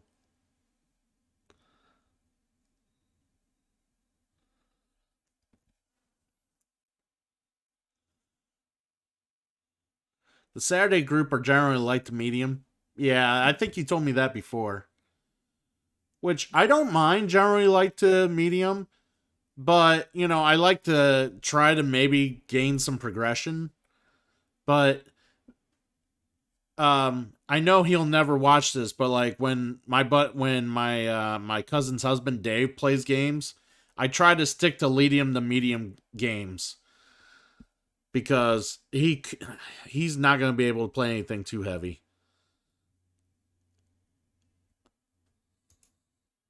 All right, I'm going to construct this just to keep the military off me. 2, 3, 4. Dastardly Dar's like good game, like he's already thrown in the towel. Well, I don't know. You might be able to win on points. You do not want me to have that card. You do not want me to have that card. I will win if I get that card.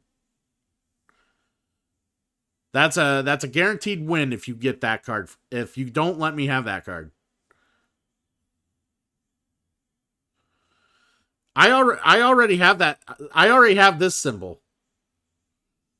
No, I already have this symbol, dude.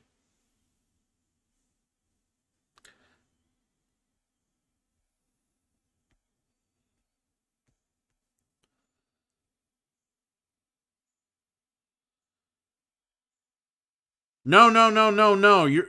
You're mistaken. I'm talking Dave. Like, I'm talking the guy. I'm talking my cousin's husband, not the guy you played with today. I think you also are thinking of Dan. Yeah, that green card's. I already got that symbol, dude. See, I already got that symbol. That's. I would get another one of these, but that ain't gonna win the game outright. I need this symbol. Yeah, I need that symbol in order to win.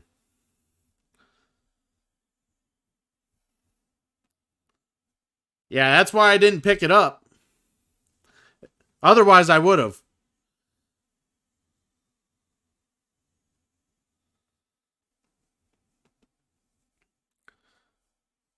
But yeah, man, I'm glad you enjoyed the Great Western Trail.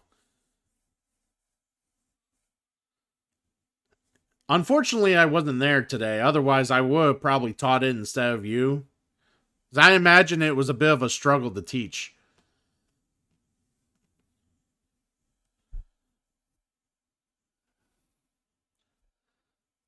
So yeah, play on, Dastardly Dar. We'll see who gets what. All right.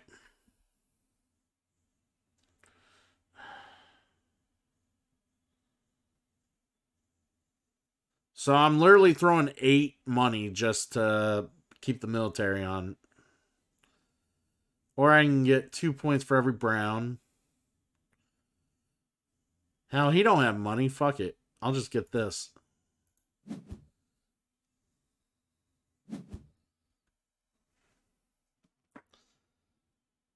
We were all new to the game. I thought you played it before once. Like, at least got one play on it. I didn't know that was your first time.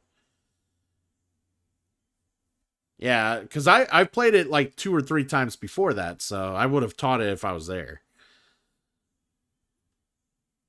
Man.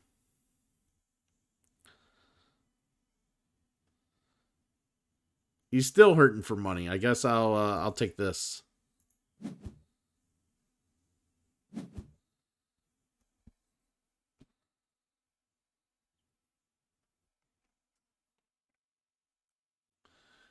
Seen a video once or two and once or twice when I arrived late. Ah, okay. That's right. I do recall that now. Back in my old apartment. So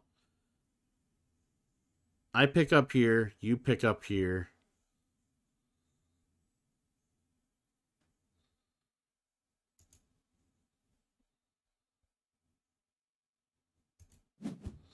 I will buy my first blue. I'll let you have the military. It's fine.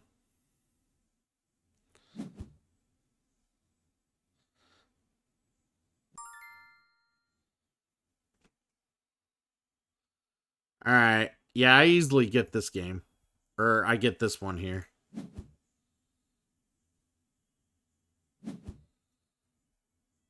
Good games. Good games. Yep. And I build this one and win it. Yeah. Not very often I win with the science victory. That's very rare. Very rare. But yeah, man, thanks for playing, dude. Thanks for hanging out and playing.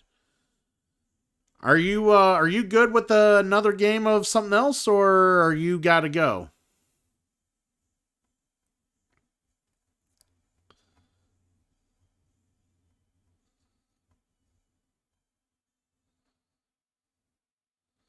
All right. Thanks for playing, dude. It was a good pleasure to have you. Um like I said, if you send me a whisper on Twitch or just message me on Facebook, one or the other, cuz I'm on there too. You just feel free to let me know who you were, not, if you don't want to keep it a surprise. Sometimes, surprises and, being being mysterious has a lava lore. Sometimes it's just dastardly. All right, man. Thanks for hanging out. Thanks for the follow. Thanks for playing. Have a good one. Hopefully we can do this again another Sunday. Maybe I'll see you around on Thursdays even. Who knows? All right. Damon. Do you want to play, Damon?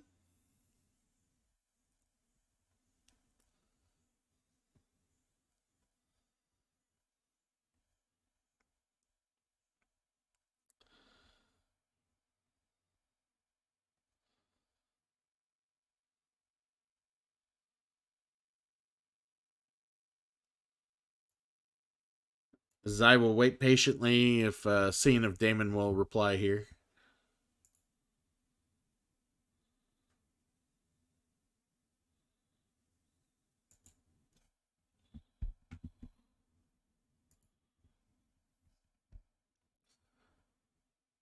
Because if Damon don't want to play anything, then I will definitely find myself something to play here. Because it is about almost 10. We'll find something a little more medium to play. I'm just so upset that not on your, you're on your phone? Gotcha, dude. Yeah, I don't blame you. Playing on the phone's kind of eh. So we'll definitely play something, on my own here. Um,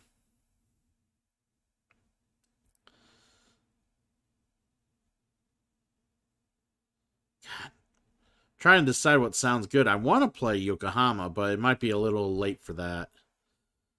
Um,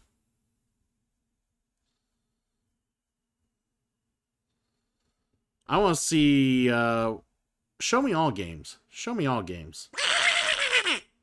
What?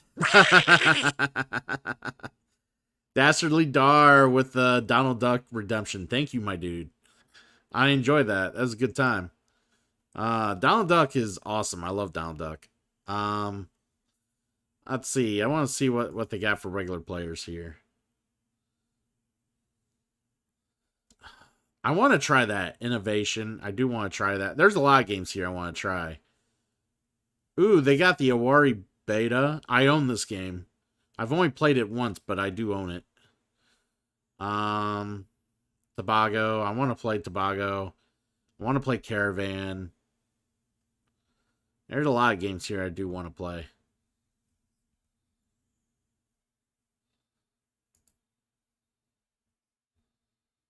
Ah, crap. That's not the menu I want to get to here.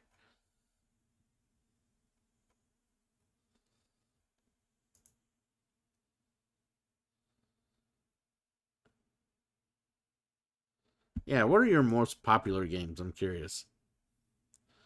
Railroad Inc. Potion Explosion. Got it. I do want to try Lost Ruins of Arnak at some point because I hear people either really like that game or they're really meh about that game.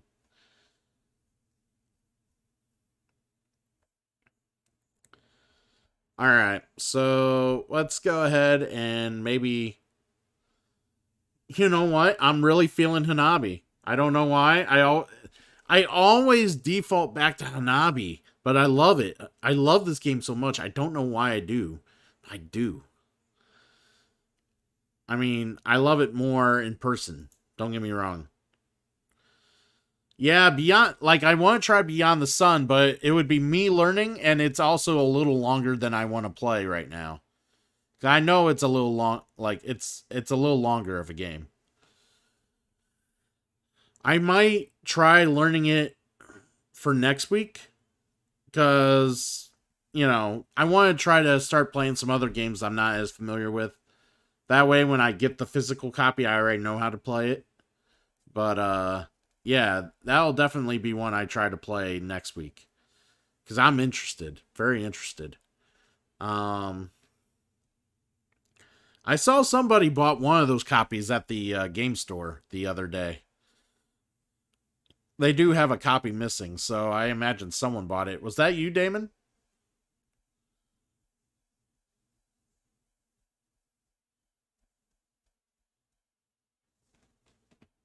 But yeah, I don't know who bought it, but I'm very curious. All right, so Nabi normal, black powder off, 5 flamboyance off.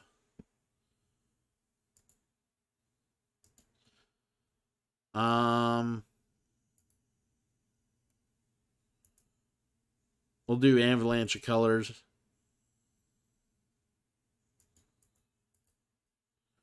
Um, we'll open this table to other players.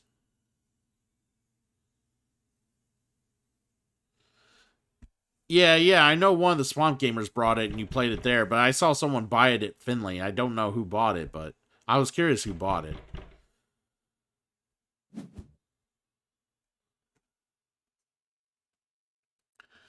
So yeah, once we get some people in here, we'll definitely play some Hanabi.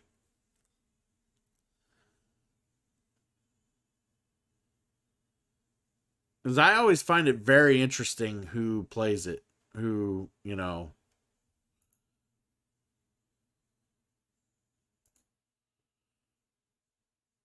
Like, I find it very interesting when I play with different people in this game and who does and says what.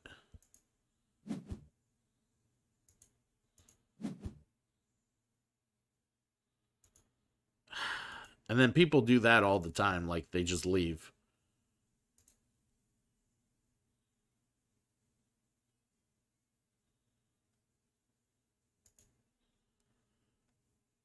I was going to on Friday, but it was gone.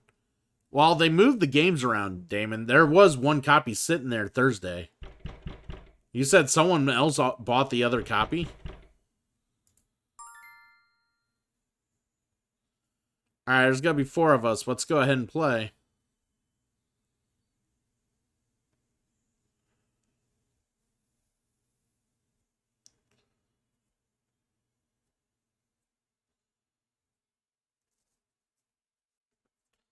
See, I figured I could find it for a much cheaper price than what Gary has it advertised for, so I'm not gonna buy it from the store. I'll tell you that right now. Not unless he puts it on his for sale rack. But I do want it. I do want it. I do want to play it. Fuck. We'll just play with us 3.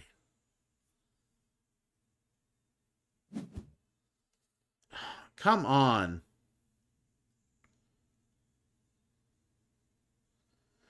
I didn't see it, but I only looked where I thought it was. Yeah, they moved it to the other shelf and then down like towards the middle. That's where it's at now. But there's only one copy. Oh my god. Can we just play? I would like to play.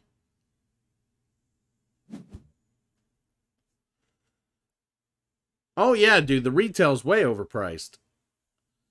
Like, I think the retail's $70 for that game, which is stupid. Who would pay for that? Yeah, not interested. Not interested.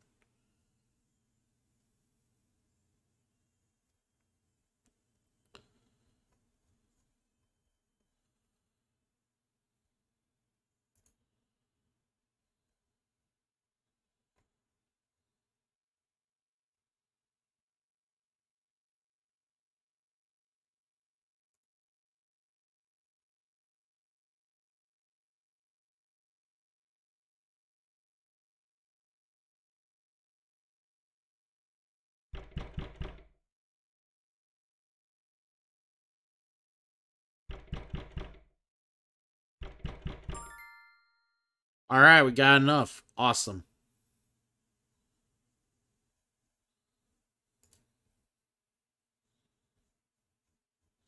God damn it.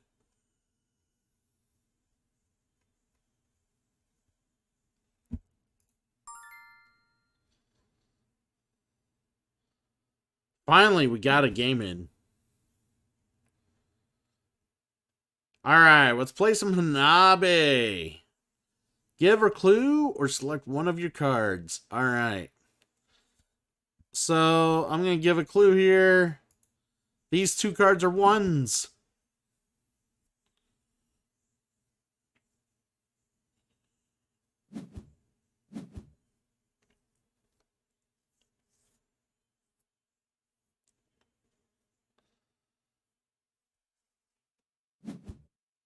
Yay, I got some ones. I'm going to play some ones right now. Play. Oh, come on.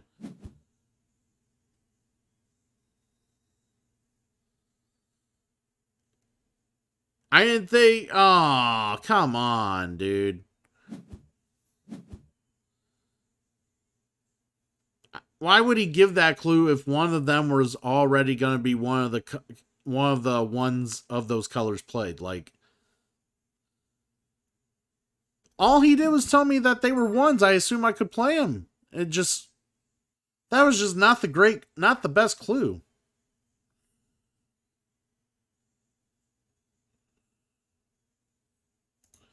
All right, I'm going to play this one.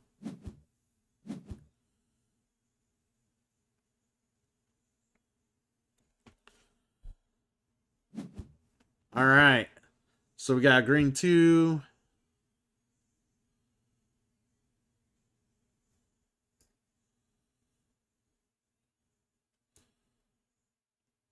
Wonder what kind of clue they'll give here.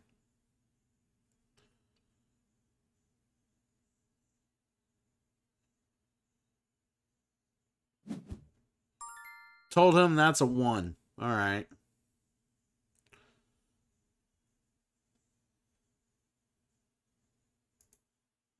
This card's a 2.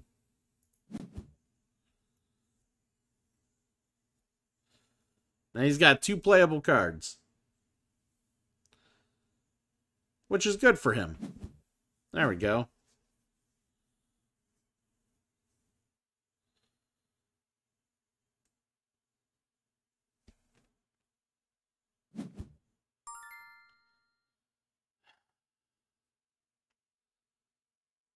All right. Can I give clues to help? No, I gotta throw something off. We'll discard this one. Oh, it's a green 4. That's not something I wanted to discard. MSRP is 84. Holy shit. You know what? Gary might have it for 75. I don't know if he had it for 85 though. Like, I don't remember it being $80. I remember it being like 75 maybe. Still expensive for that game. Like, still expensive.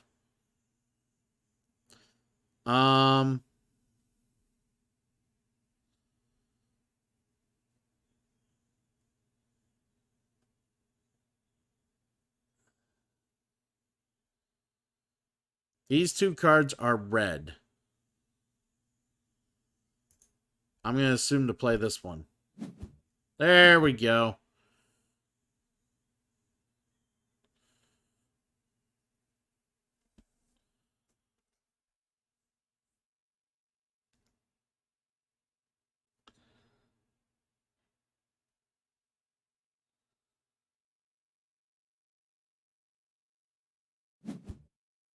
There we go. Nice, nice. We're playing well here. Relatively well.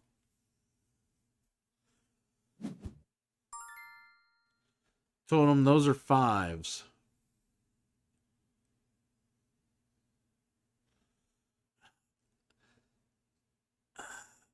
I mean, it's not that great of a clue to tell them those are a bunch of 3s. It's not that great of a clue to tell them it's red because this is also red. What we got over here? Nothing great. Nothing great. I'm just gonna discard a card. And I discard the fucking blue 4. Jesus Christ.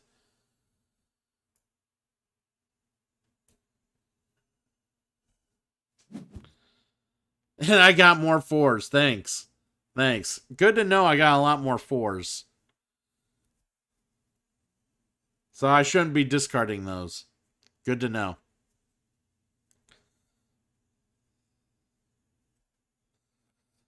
Alright.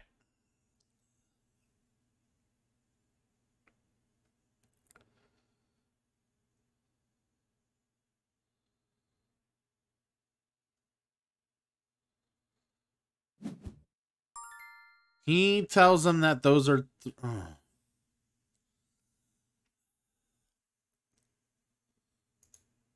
I'm gonna discard this one. Fuck! The multicolored 5. Are you fucking kidding me?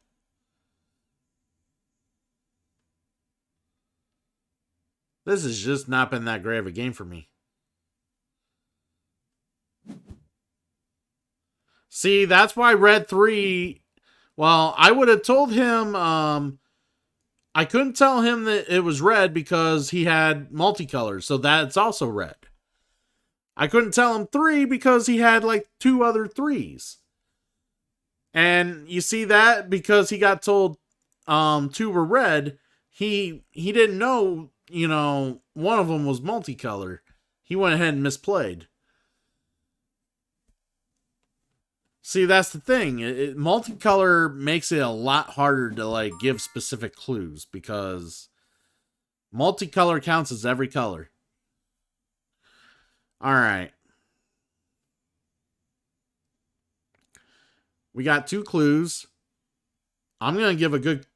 This card is green. I'm letting him know it's green because I want him to play this one next.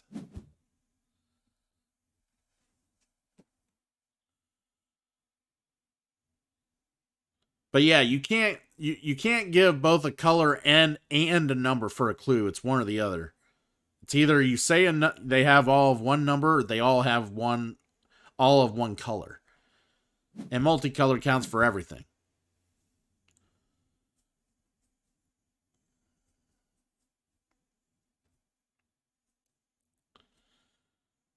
All right, come on, play the green. There you go, buddy.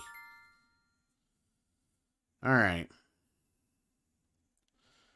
There is not a whole lot of shit out there. I'm not gonna lie, this is all I mean...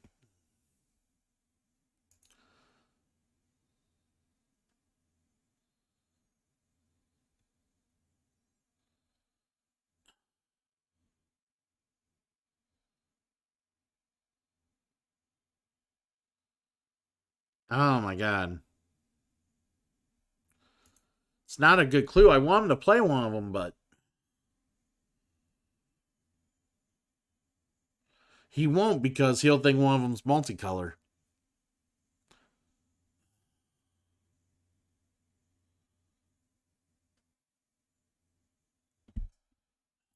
I'm just going to discard this one. There we go. That's a good discard. That's a good discard. Let someone else give a clue. We need to build up... Yeah, we need to build up clues to get around this bottleneck here.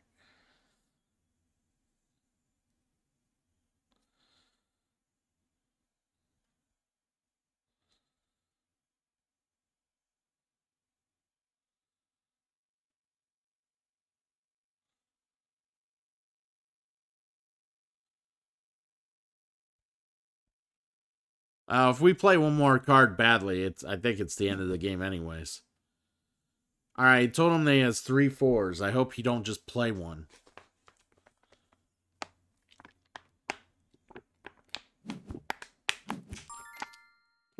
Wow, that was risky.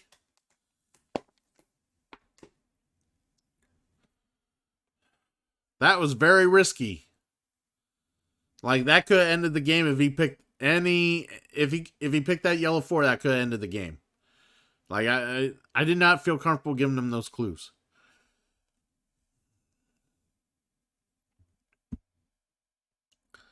Like, I don't want to play these 4s because I'm afraid they might be a multicolor 4. Like...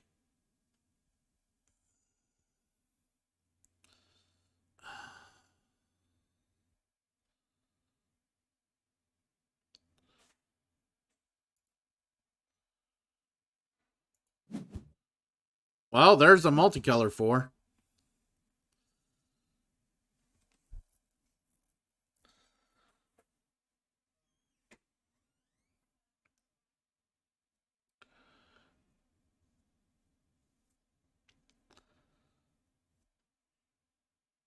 We'll see if they give, like, something, maybe they can help me out. Give me some clues here. I'll discard a blue 3. My god, he has so many 5s.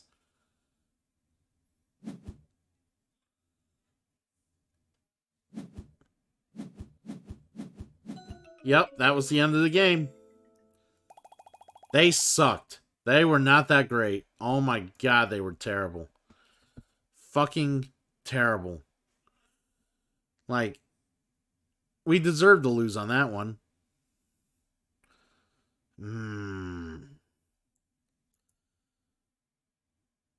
I don't like losing. Let's play again. Let's play again.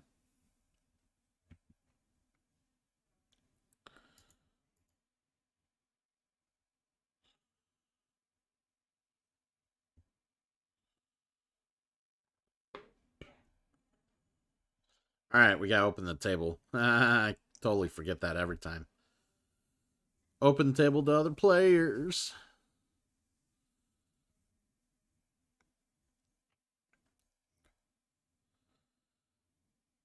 Alright, hopefully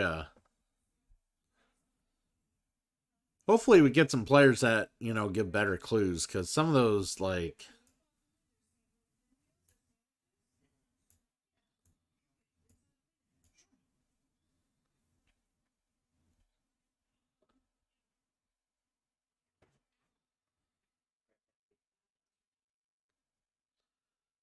Alright.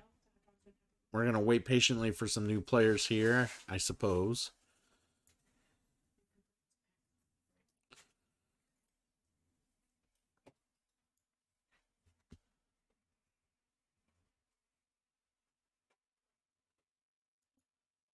Oh, I wanted to let people know that I kind of rearranged some of the emotes around. Which means I had to re-upload some of the emotes that I had available. Now, I don't have any emotes in the tier 2 or tier 3 right now because, in all honesty, why would you order tier 2 or tier 3? A tier 2 or tier 3 sub on my account. Just, as of right now, it's not really worthwhile. So what I did was, I added some of my emotes that aren't usually accessible to the bit tier award. So if you have contributed so many bits to my channel, you have access to these emotes instead. Yeah. So like if you want access to my Flan Hug and my Vivi Fire emote, you have to have donated a certain amount of bits to the channel. So, like, if you are a constant contributor, you'll eventually unlock them. As opposed to paying an absorbent amount for a subscription just to get, like, one more emote. Once the channel grows, I'll put, like, really unique emotes on there for those tiers. But I think for, you know, for being able to get what you guys would like to see in order to help support the channel, I'm making it a little easier for you guys to get certain emotes. Plus, like I said, if we ever get to 35 sub points, we will be able to unlock another emote. So we get that far, we'll be good. And all my tier 1 subs will be able to play with another emote, as per subscription. So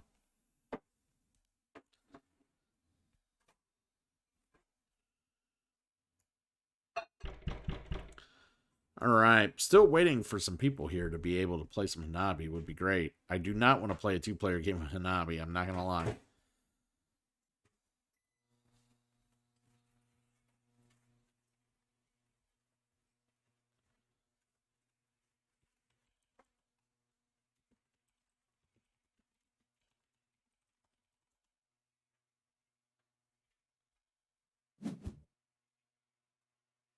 My God, people are so fickle in this site. That's the only downside about playing on sites like this. Like, people join you, if the game don't start right away, they leave. Well, not every game is a 2-player game. You can't play just 2 players on most games. Like, Hanabi is definitely not that much fun with just 2 players.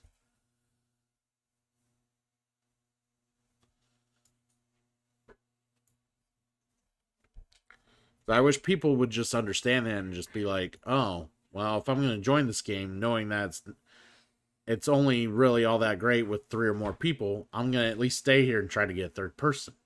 But no, they don't do that. They just leave. Don't understand it.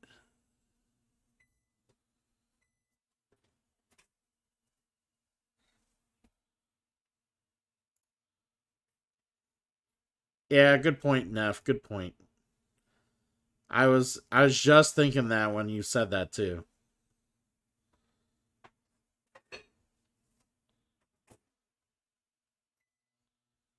So hopefully we can get some more people in here. That'd be great.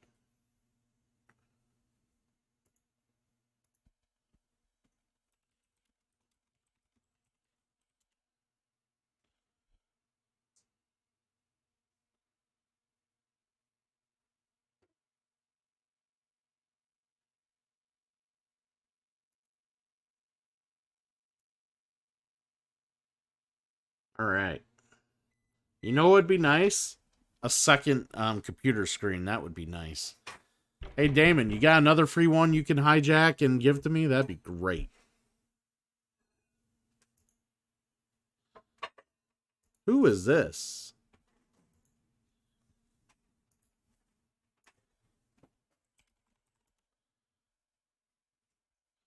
Archer, you cannot ban me on this channel. It doesn't quite work that way. You can ban other people, and, sometimes I admit they deserve the banning. But you cannot ban me, sir. I have to keep trying. Hey, just like why people keep trying to win the lottery, I guess it's in that same vein. Feel free to keep trying to ban me. It'll never happen.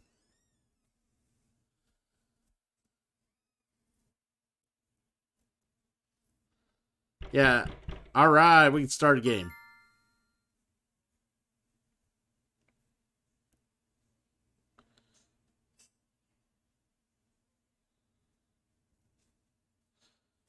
What's our girlfriend doing?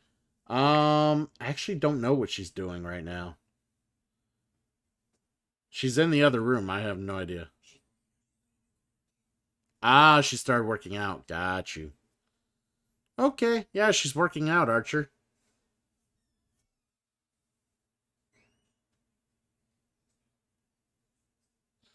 See, this is why I hate when people join the freaking game and then don't start. Did you need something? No. Oh, okay. No, Archer just wondered what you were doing. Oh, okay. Oh, sounds good.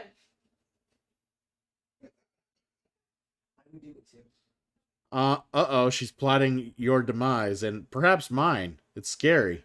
Dude, she's scary. You have no idea how scary she could be. I might be able to help. I need to talk to another friend. Okay, dude. Yeah, like, I want to buy I want to replace this old monitor and buy two monitors and, you know, some high-end monitors, but I can't afford that right now. That's totally not something I can do right now.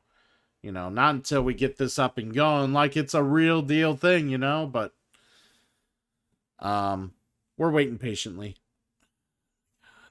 What is with this person? Why can't we start?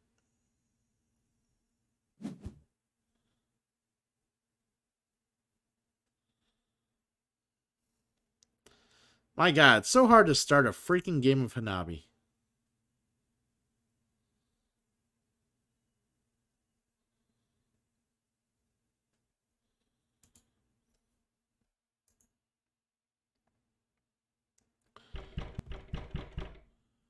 There we go.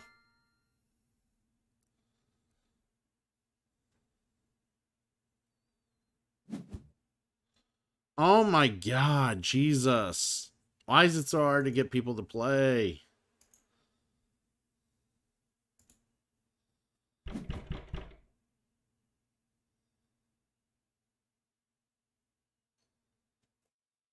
Um, Vanessa's getting me a new chair for my birthday and my Christmas gifts. We're gonna get me one of those Secret Labs chairs.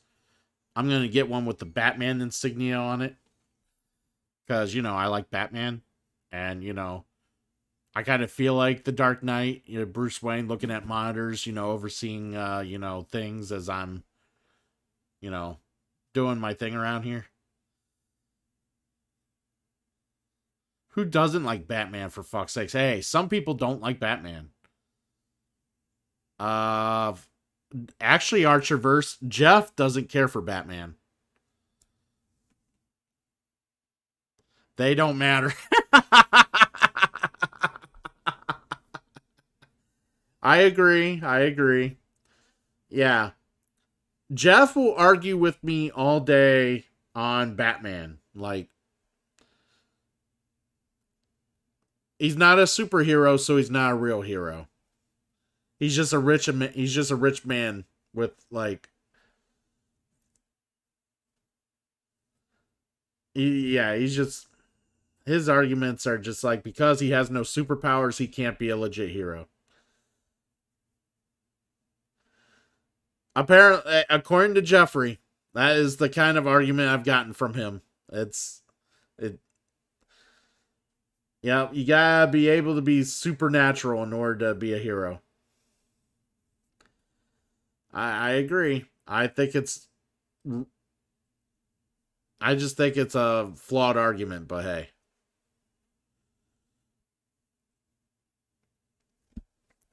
Yeah. But yeah, I'm looking to get new monitors. I want to buy new monitors, but like I said, it's the monitors I want are like 250 some bucks a piece to 300 around there.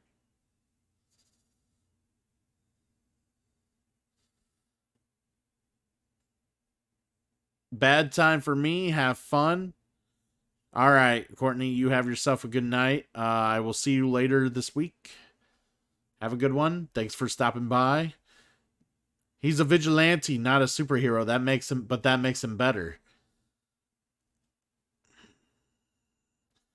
In in a sense, all superheroes are vigilantes. Let's be real. Very flawed argument. It makes zero sense. Many heroes wear camouflage. I mean, you're not wrong. I don't know why someone would say hello to me and then not respond back when I say hello. That's like fucking rude, you know? Who the hell does that?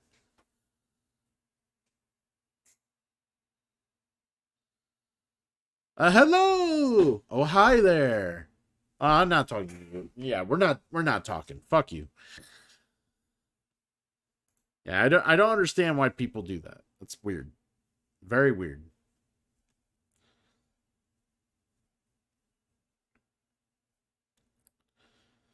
My god, is no one going to join this game?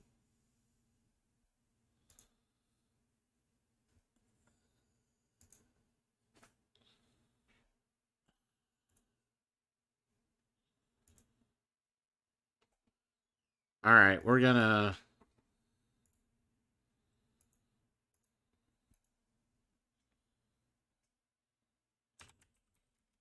Oh, they want 2 for Teotihuacan? Oh, that was several minutes ago. I would definitely play Teotihuacan if it wasn't so late. That's another game I want to play on here.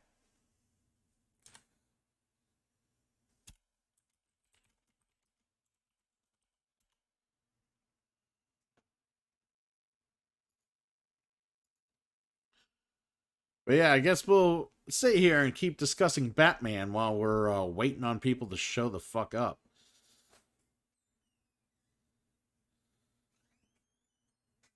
But yeah, our the streaming community's been a bit crazy today, Archer. I don't know if you noticed that. It was quite interesting.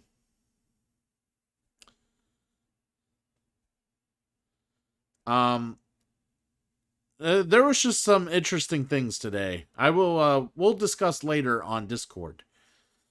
Um, but yeah, there was just some interesting things today, is all. Hey, we can start a game.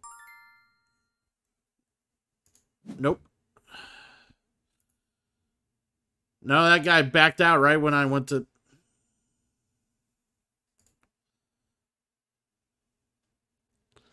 Right when I go to hit start, the guy backs out and it became a 2-player game, which I don't want a 2-player game.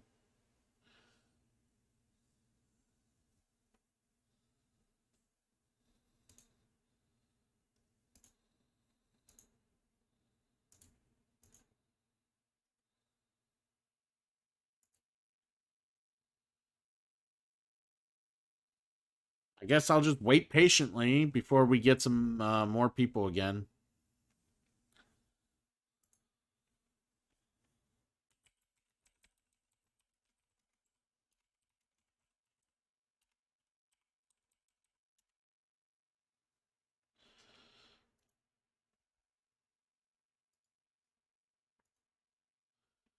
Why are mosquitoes so fucking big this year? Dude, I don't know. You must get some pretty big mosquitoes up there in Canada, dude.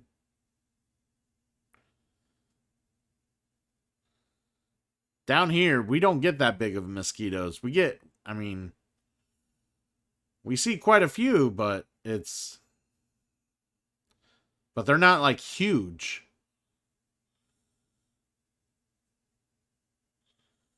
Like, how big are we talking? I mean, a mosquito's not that big to begin with.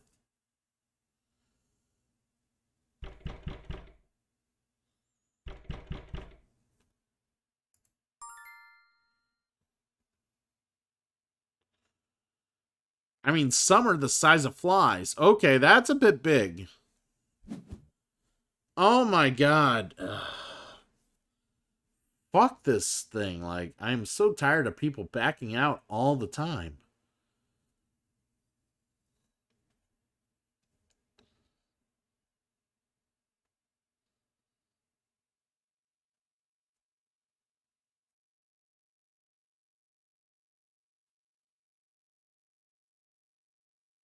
But yeah, we'll like I said, alright, hopefully we can get a game started here.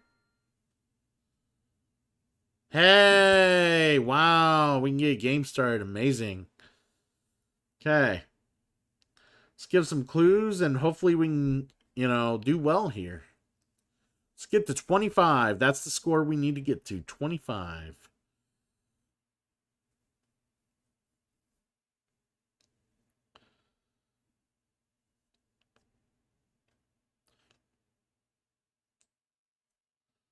And these guys have played a lot of Hanabi on here. Based on their ELO rating, they've played a lot in Hanabi. So.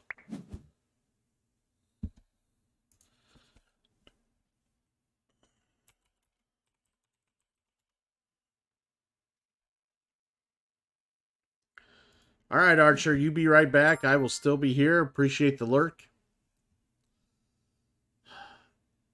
Really? He gives him a clue of a yellow 2. He gives him a clue of a 5. The fuck am I looking at here?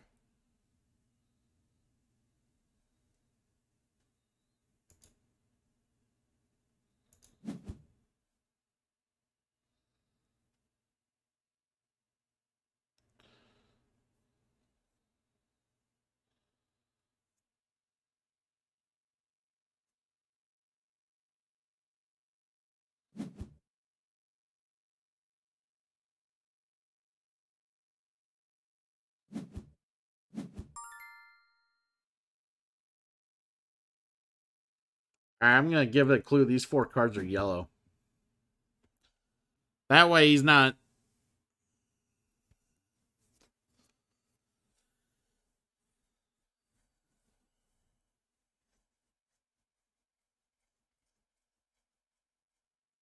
That way he's not playing that yellow one into that other yellow one by accident.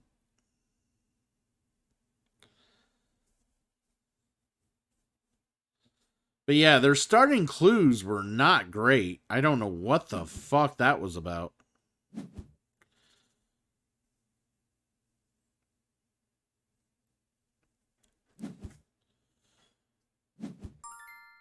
Good, good, good. All right. I will play this one. Woohoo! Good play, good play, good play. All right. Hopefully he tells Equinox. Oh, he just discards. All right. He's got a yellow too. Nice.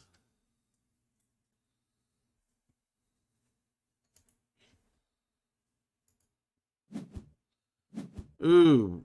I hope he spends a clue and tells this guy that he's got 2 1s.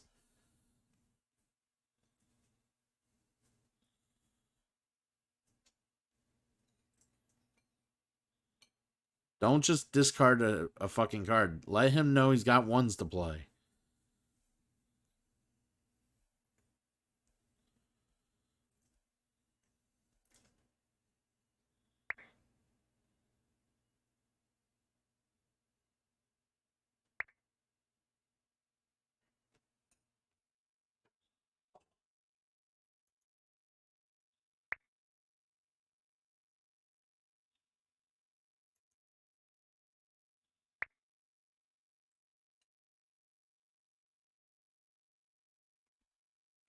What the fuck are they talking about?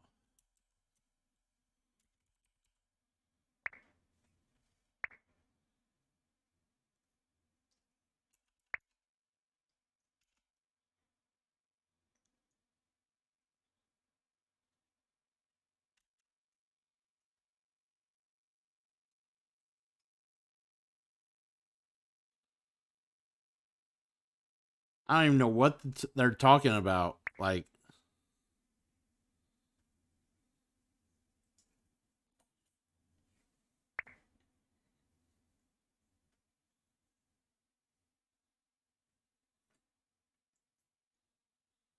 I thought my 2 was a clue for Christian to play their leftmost 1.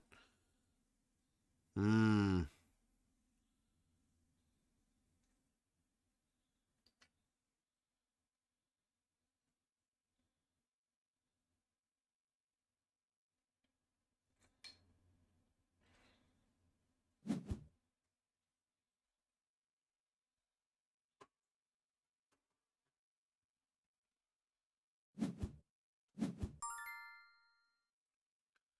All right. So he's got 1s.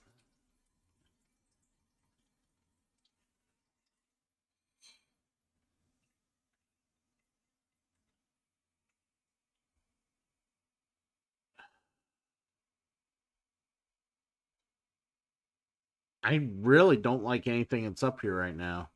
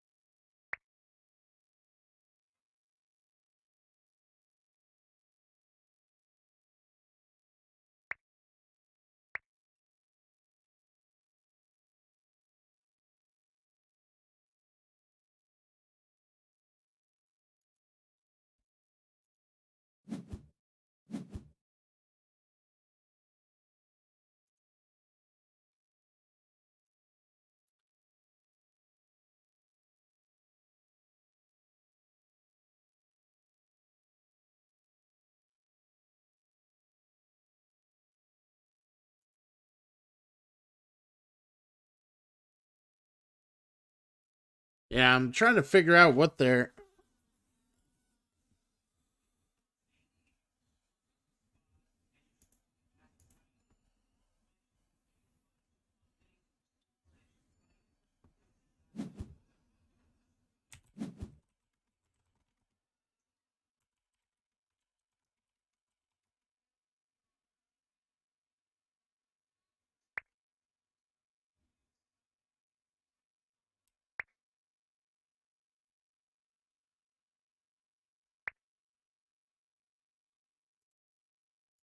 All right, I'm not playing with these assholes. These guys are being dickheads.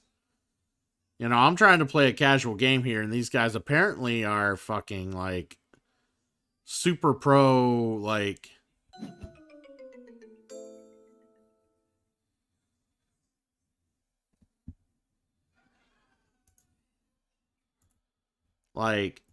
you know, I played this game enough times, but apparently I'm supposed to like read their fucking minds when they give clues. Like, fuck you. Like, I don't understand how the hell I'm supposed to, you know, like they're like, well, I gave Chris, like I basically played that too, or I told you about that too, so Christian could like play this card. I didn't know what any of my cards were. How am I supposed to play a fucking card if I don't know what they are? Like, you gave them a 2, or you gave them a clue about 2. You gave the other one a clue about 5, which is fine, but like, how the hell am I supposed to know? And then they got pissed when I didn't play something right. Like, you didn't tell me anything. I didn't have any clues. Like, I'm supposed to read your fucking mind. But whatever. I don't want to play with assholes like that. It's fine. AMC, what's going on, girl? Hope your evening's well. I'm a little frustrated. Not gonna lie. See, this is why I don't like playing with like people who played this game an awful lot, because they're elitist. I don't like playing with elitists who act like they're better than other people at the table. Like, you know, I come on here to play and have a good time. I don't appreciate, you know, not being able to like just sit and enjoy myself and then get ridiculed for every move that I could have or did not make. Like, that is just, I don't appreciate that. I think that's rude. Really, dude? You redeemed the no cursing? That's not cool, dude. This is one of those times where I really want to do that. That's not nice. No, no, no, no. That's just me, AM. Feel free to swear all you want. That's just me. I'm not, I gotta be a good little boy for the next 10 minutes. I gotta keep it, I gotta keep it PG for all you. Alright. I want to play another game. Hopefully I'm not gonna run into some rude people. I'm actually gonna restrict table access. Normally I hate restricting table access because that's less people to play, but like, I don't like people who come in and ruin other people's, you know, games just because. Okay, so basically what I'm complaining about is, for instance, if I was to play a game of chess with somebody and someone walked by and I literally just made my very first move with a pawn or something, they would sit there and instantly complain or say I did it all wrong on the first move. I used to have to deal with this playing Magic competitively at the shop all the time. People would watch over my shoulder or watch over my opponent's shoulder, and they would like do a move on their first turn and they would jump on them like sharks, telling them, oh, well, you did that wrong, you did this wrong, like you should have led with that, you should have did this. It's like, let them play their game, okay? Like, it's just so rude. Like, I mean, if you want to be snarky and feel like you're better than me, or you play so much more of a game than me and you don't want to like, you want to judge every little thing I've done or didn't do, then play the game through and then yell at me afterwards. Don't just interrupt the game in the middle of it and then abandon the game because you feel that it's not worth having me around. Like, based on their first 2 clues, I had no idea what they were trying to do. Like, I just had no knowledge. But yet, I was supposed to know what to do with, like, the clues they gave me. I just didn't get it. So, yeah, I don't want to play with people like that. Like, I'm more than happy not playing with them.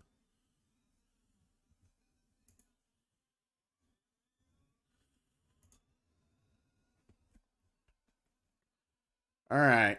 So, 2 more for Hanabi.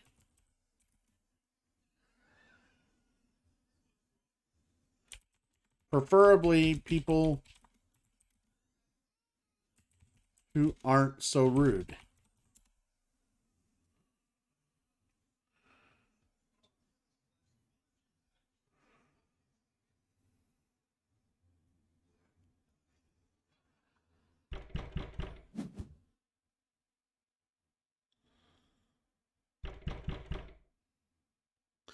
All right, we got 1 and 2. We'll start it now.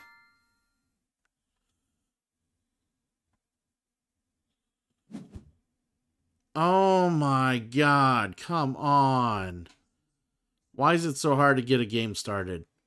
And the one game I get started, I deal with really rude people that I can't call the names I want to call them right now because of some swearing thing that someone had to activate. Thank you, Damon. Couldn't find a much better use of your channel points, could you?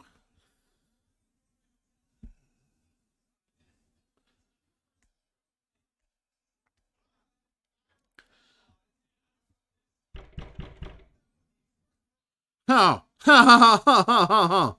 I love that. Very bad. This player has a very bad reputation. Wonderful. What's his reputation? That he just leaves games? I'd rather deal with someone like that than someone who just, you know, the crap I had to deal with last game. I don't appreciate that.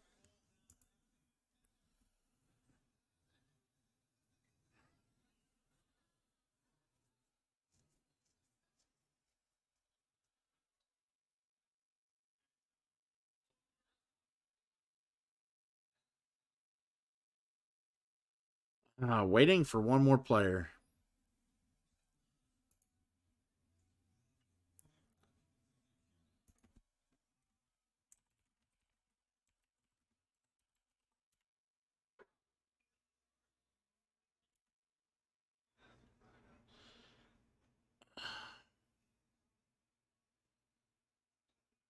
Really? I can't. There is a minimum of 4 minutes between messages. Seriously?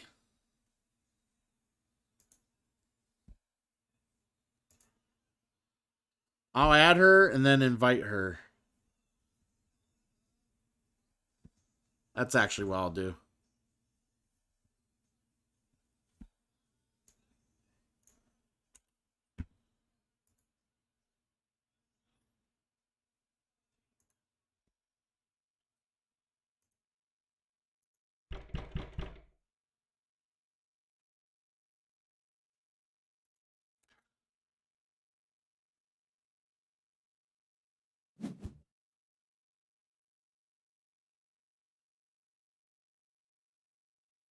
You're welcome. I saved my points for this. Well, you are 4 minutes away from me unleashing what Archer would call a pipe bomb on you. And I'm gonna enjoy it. I'm gonna enjoy it a lot, Damon.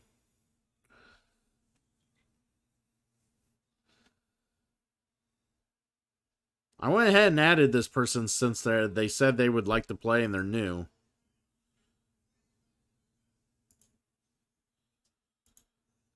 Yeah, that's the weird thing about this site. Like, I know they don't like people spamming their general chat, but it's so annoying when it's like, okay, I want to reply back to what someone said. It's like, oh, I can't.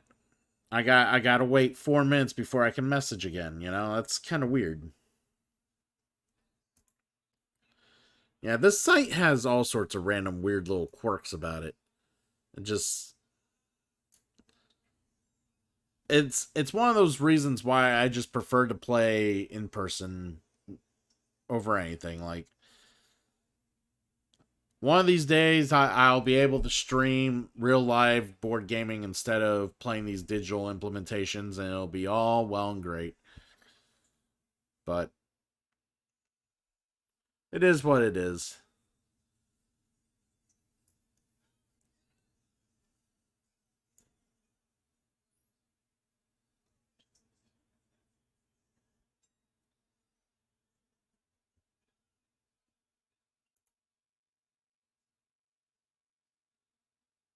Um.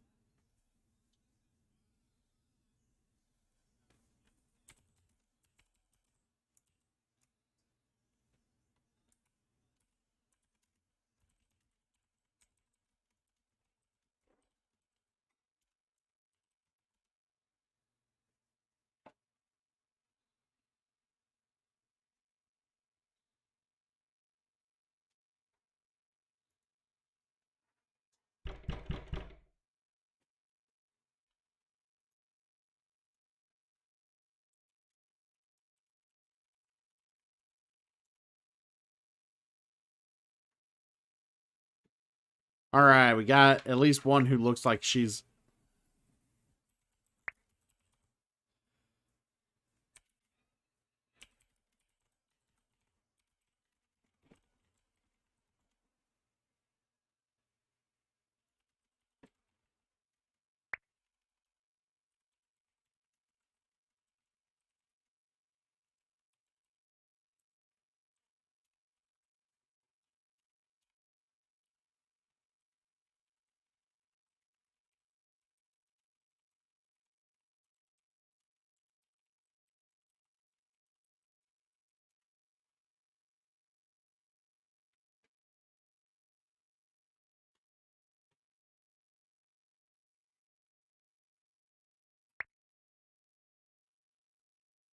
So yeah, we get one more.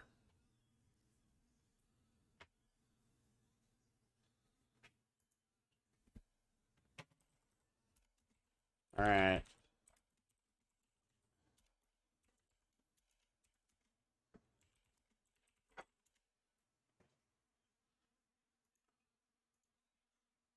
All right. Yeah, I can't post in the general chat again until. All right, the 10 minutes are up, Damon.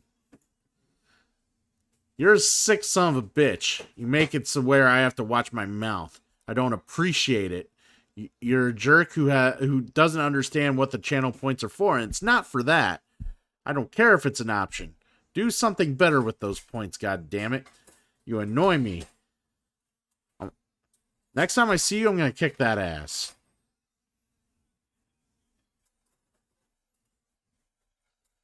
But yeah, dude, I really wanted to cuss out those elitists. I really did. I wanted to I wanted to go tell them to go fuck themselves and fucking stick their heads up their mother's ass because I was just so fucking annoyed. All right, let's start this game.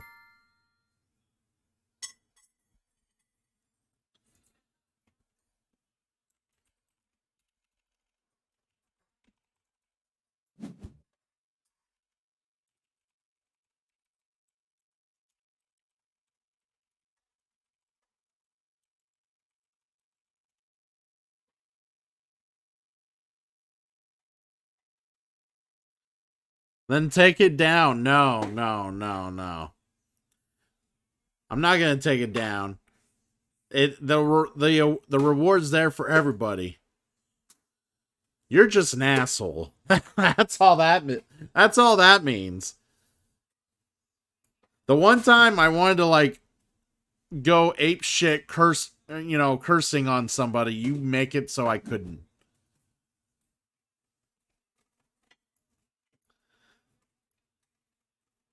Wow, I have a lot of ones.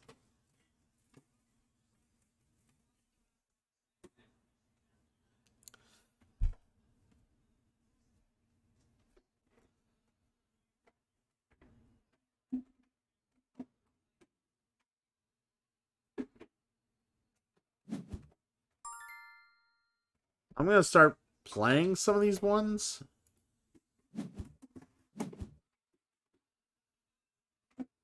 Oh, that's what's burning. Huh? I smelled something. I wondered what was cooking. Oh, it smelled like burnt. All right, we're finally gonna play some Hanabi here. Have a good time. Not have to deal with fucking assholes who don't know how to, you know, just play a game. So, all right.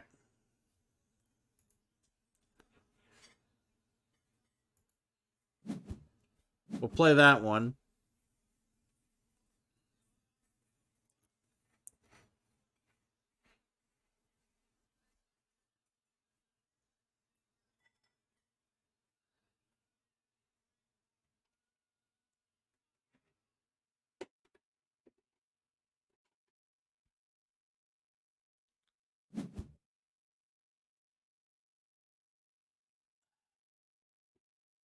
I got twos. Awesome.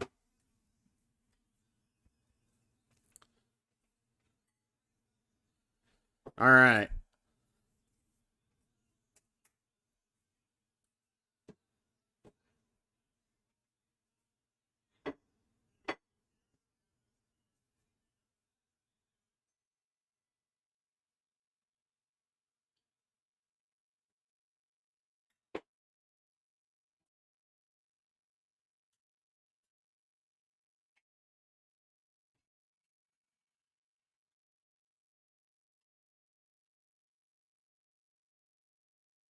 Trying to figure out what this guy's gonna do for a clue here. He hasn't decided on anything.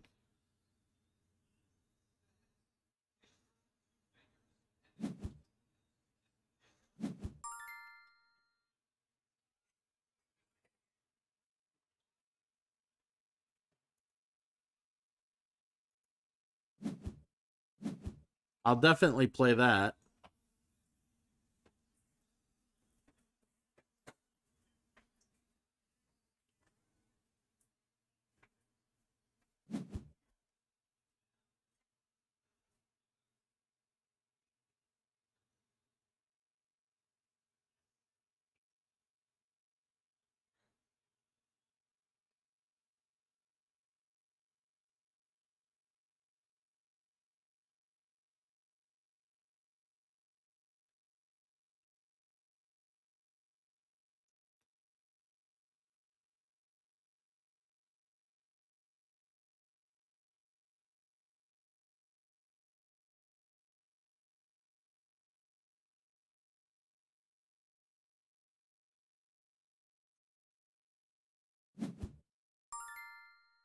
All right. He let her know that I'm assuming it's a her. Let them know that they got a 3 that they can play next.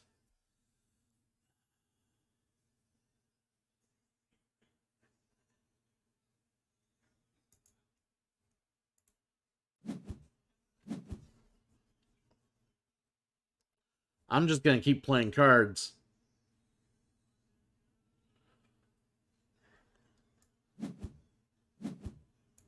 Um, I was complaining about Damon making me not being able to swear, and he's like, well, if you don't like it so much, you should take it down. I'm like, no, that's a reward for you guys. You know, I was just irritated because I wanted to cuss out those elitist sons of bitches so fucking much, and Damon made it so I had to be very courteous and PG about my frustrations, and I was not a fan of that. Um, so he told her white 2.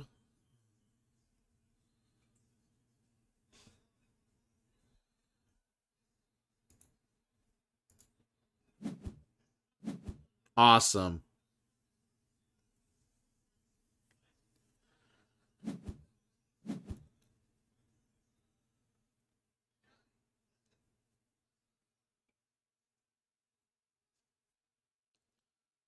We're having a really good game here. You know why? Because people are giving good clues. They're actually communicating well. They're not like giving real cryptic clues and then bashing people on their first play. You know, this is a good game of Hanabi.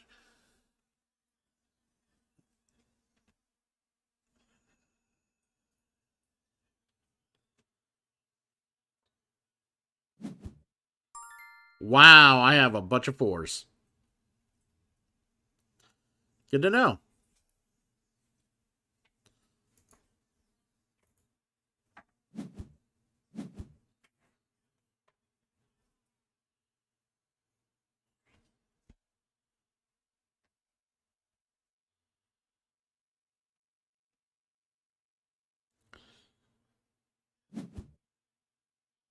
That's a good clue.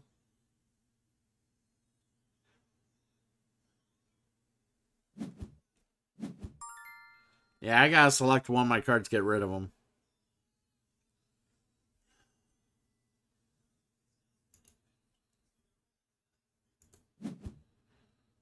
Uh. Hopefully, Allie lets him know that's a green 4 because I just lost the 4. Ugh. Don't throw a card out. Don't throw a card out.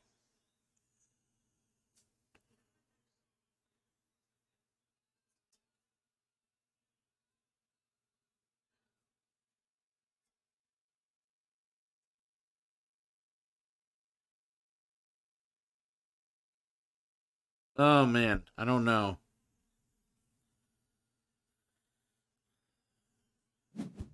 Ooh, I got a lot of red in my hand. Good to know.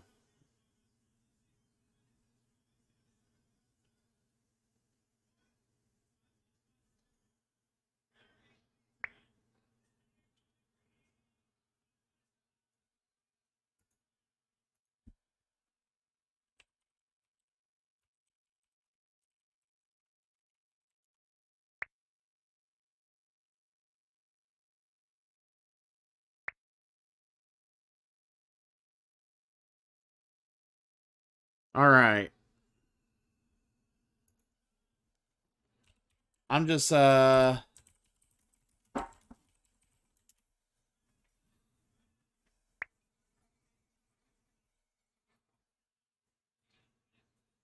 right. So I assume this is going to be the play. There we go.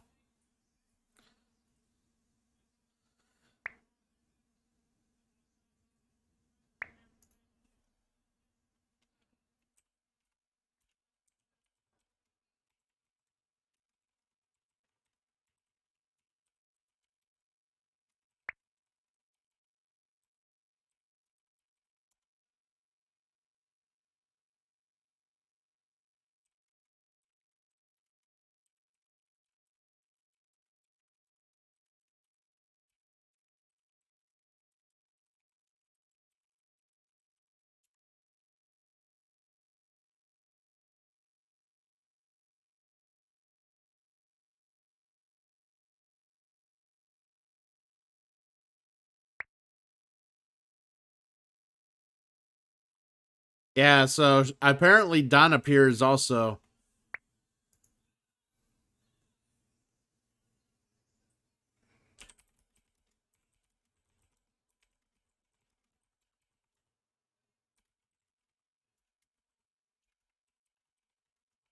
Already red.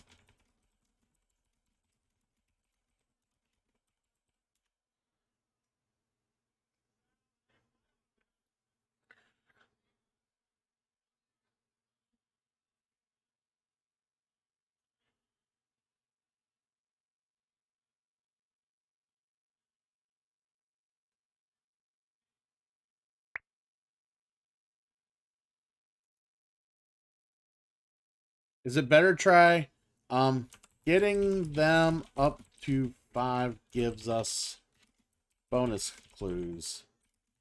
So getting 5s quickly is nice. Plus big cards clog hands.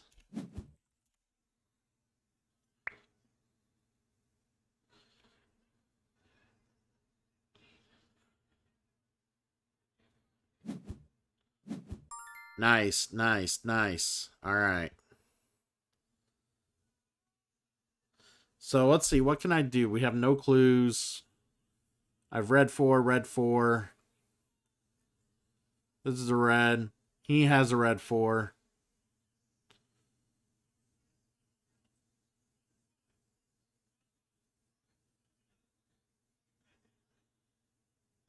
That's the red five. So I could probably throw this one away and discard it. Ah, that had been a red two. Fuck.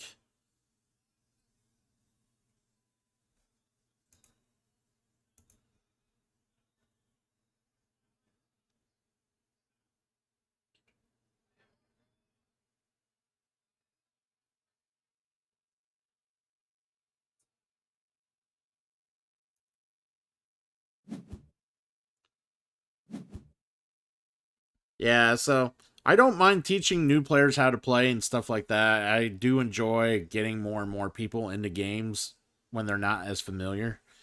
And don't get me wrong, I don't mind people who play games a lot, like the same game a lot, and become super good at it. I don't mind that. But when they throw it in your face on turn one and make you feel like you're incompetent and you don't know what you're doing because they played the game 10 million more times than you do, that's rude. Like, I can't stand rude people. Two reds, four, and you take a risk on a random. Well, that's the thing. One of the red fours, like, one of the red, like, he's got a red four, so one of these red fours is a red four, or they could both be multicolor fours. That's the thing. I don't know. Um, can I give her a good clue? No.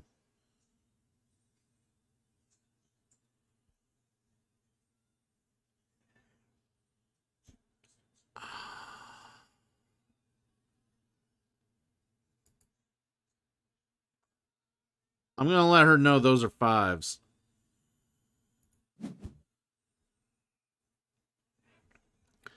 Yeah, see, that's the trouble. That's where multicolor ups the difficulty of this game because it really makes it much harder to like figure out what's good.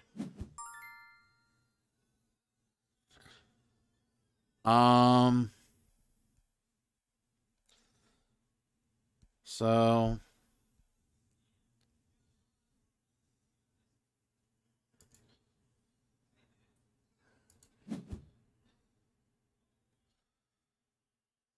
I just let them know those two are twos. Both of those twos are playable. Feel free to play them.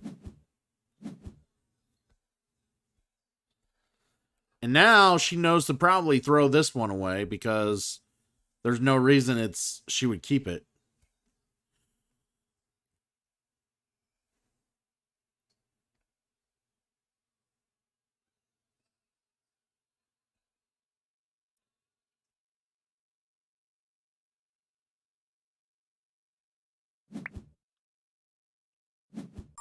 Haha, my heart gets pounding every time I decide to play a card. Yeah, that's what makes this game fun. That's the spirit. This game is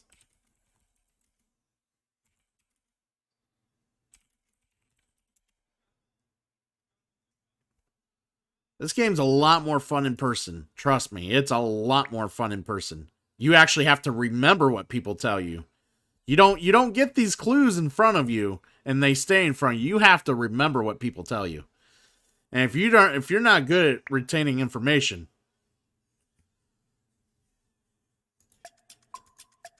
oh,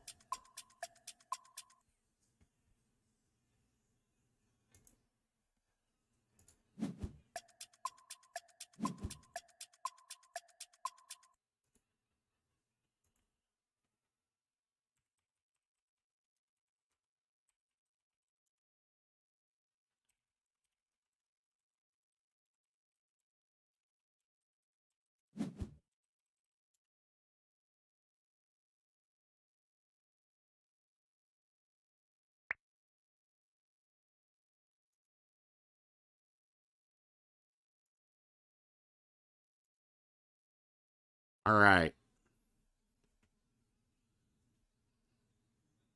So we can't get any higher in white because we threw away both white fours, unfortunately. Which was not what I wanted to do, but I didn't realize I was going to draw 4 all day. How long are you streaming for? I'll probably call it after this game, I'll be real honest. It just took me a while to get a game going, so I'm going to probably go after... We'll probably call it after this stream.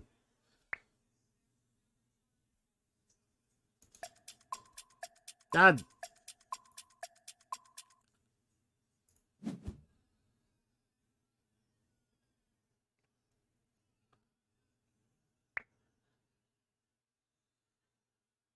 You should jump over and say hey to GamerBot J. Oh, what's GamerBot playing?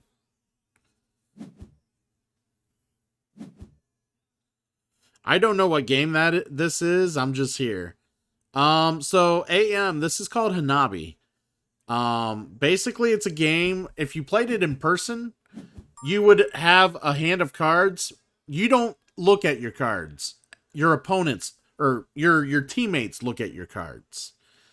So basically you have to give each other clues to kind of help each other out in playing the right sequence of cards. We're just gonna discard.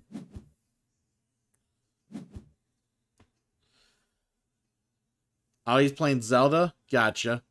So yeah, so everybody, can see each other's cards. You just can't see your own. And then everybody has to spend a clue, which is up here, to kind of give people clues on what to play. You could tell them how many they have of a certain number, or you could tell them how many they have of a certain color. But that's all. That's all you could say. So, like I said, you could tell them, oh, if they have 3 1s, you let them know they have 3 1s.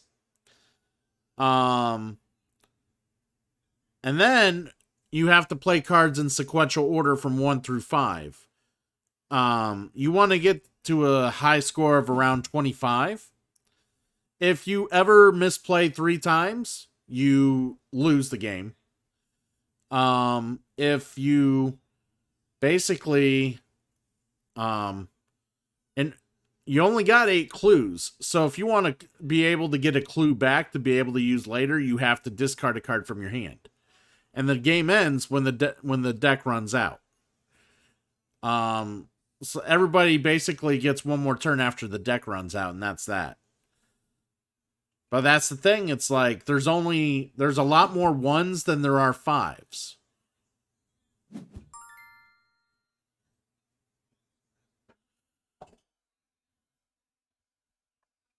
All right, we're going to play this.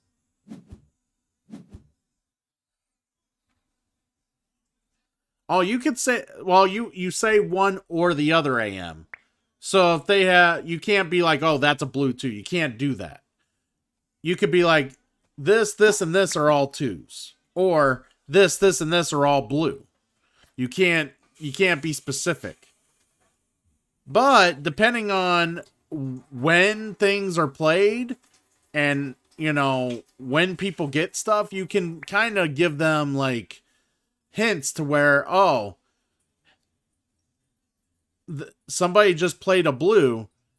I'll let this person know this is blue because I know I want them to play that next. Something like that. Oh, okay, so you have to go pick from the deck if you throw out a 4.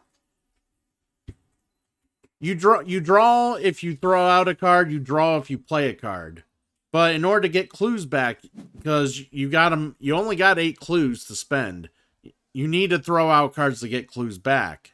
And once a card's been played, like if I had a red 1 on my hand, I would throw it away and get a clue because there's a red 1 already played. All right, so here's a good example, AM. They let me know that this card and this card are both white. I already knew this was a 5. The white 3 is here. The only reason I could think of that he would tell me that both these cards are white is because my other white card is a 4. Ah! I was pretty sure. Wait. I'm an idiot. We can't play any more white.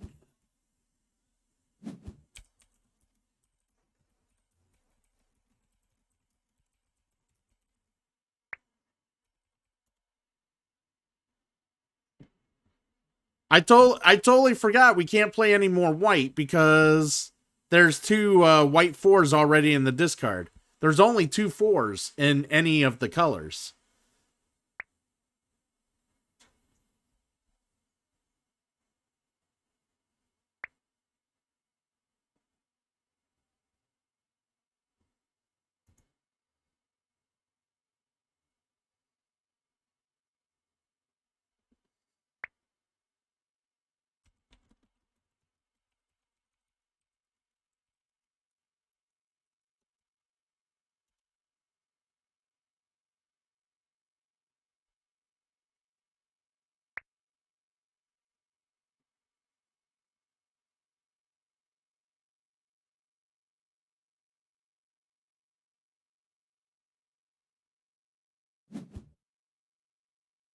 See, these people are good people to play with. These are the type of people I want to play with on a regular basis. We're having a good time. We're chatting. We're having a, we don't really care if we win or lose, but we're learning the game. Problem is, though, not really getting anywhere. We need a red 2. There's already 1 in discard.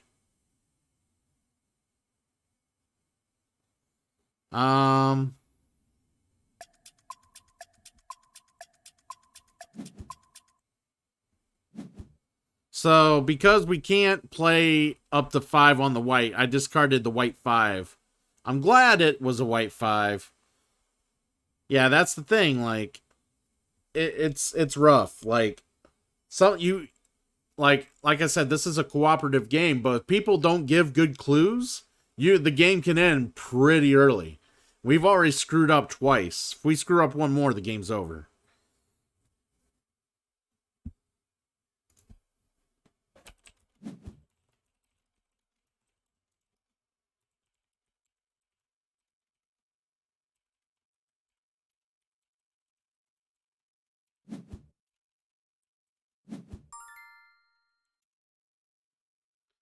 All right.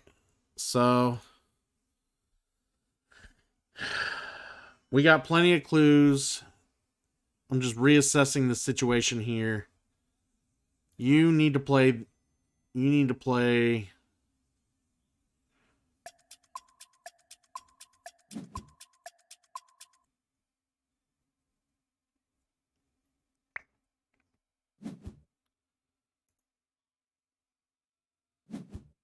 Oh, they're friendly. They're saying hello, people of Christian.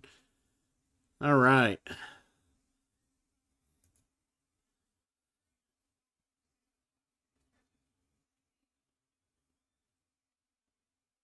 All right. So I'm going to let him know that these are 3s.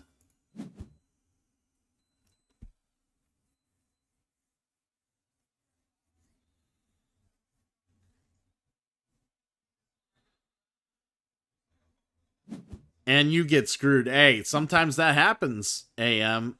That's why you gotta be good with the dialect and the clue giving. So now he played a 3. I'm gonna play this 4 right here. They're gonna play the red 5. Oh wait, they don't know it's a red 5.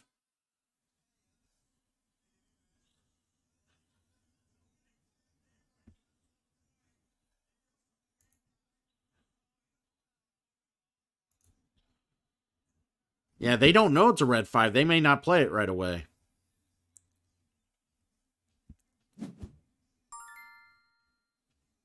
Well, he let them know.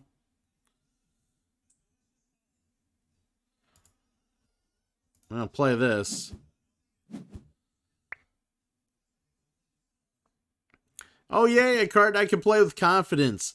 Thank you. And we get a clue back. Hell yeah. Good shit. hopefully Donna discards cards that they know are no good. Why? Oh. Yeah, honestly, they should have discarded that red one that's in front of them because it's no good to anybody. We would have gotten a clue back.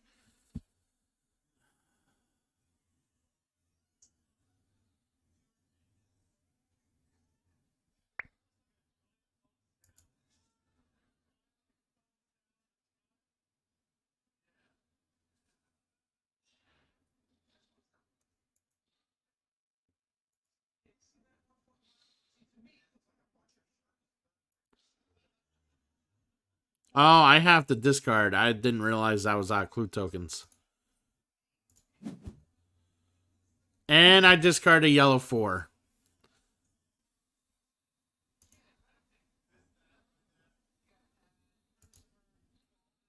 Oh my god. This game is nail biting.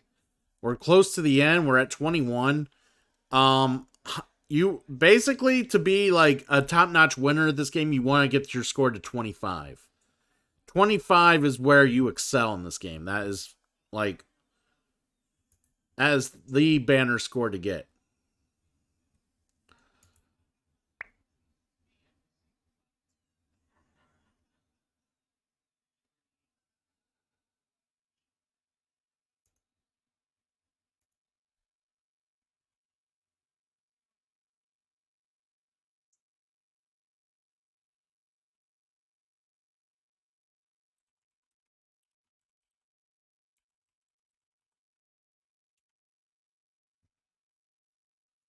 All right.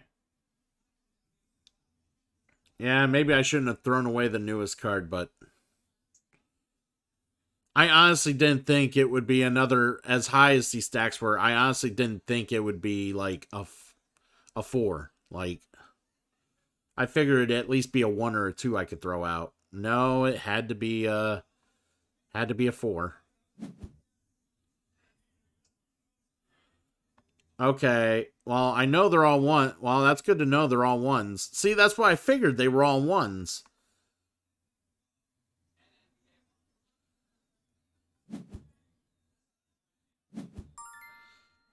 Would you put the 4 in between the two fives? Well, the thing of it is here, AM, someone needs to play a yellow 4. Um, as of right now, there's no yellow 4. So we can't play that 4 until someone has a yellow 4. Now, I have a blue 4, but I can't play that till she plays the blue 3. So I'm going to let them know that this is a 3.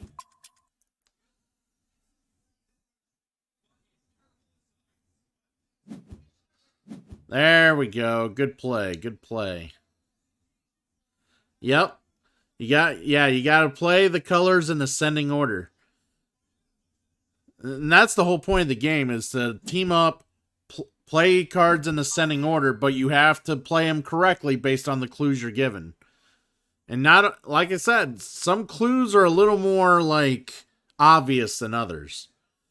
So like if I just drew a card and then they immediately tell me that that card is like blue, they are probably telling me that, hey, that's probably the next blue card they need played. I should play that next.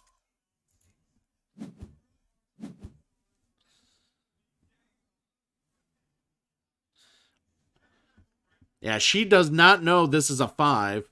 She does not know this is a 4, hence why she's not been playing them.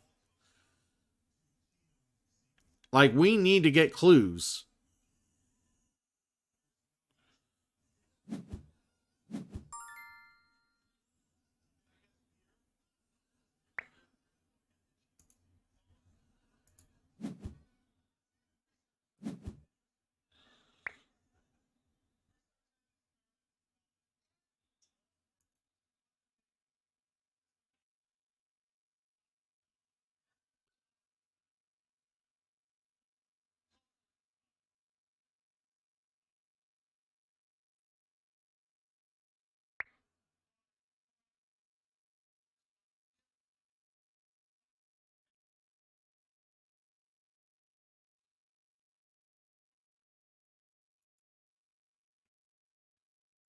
Yeah, the problem is she gets one last turn. I think he gets one last turn, and that's it. But we'll get the 25, thank God. We'll get the 25. We'll win.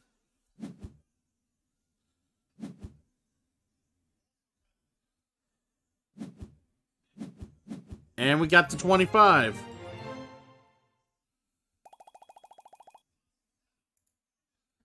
Heck yeah. So right here is the point rating for how well you do in the game. 25 is the highest score you want to get to. So we did well. We did pretty well.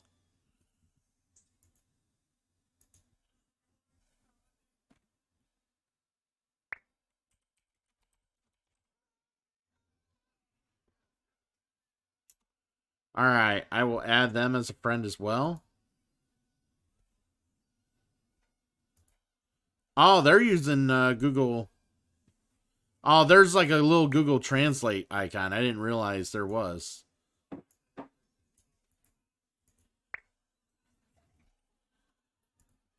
right, I'm going to add that person as a friend.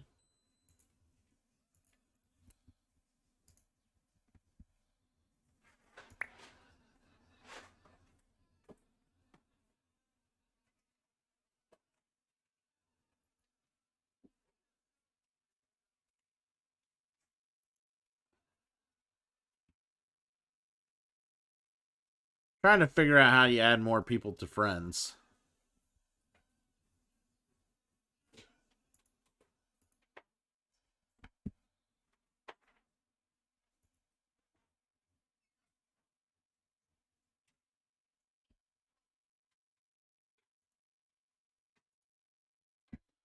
There we go. I'll add them.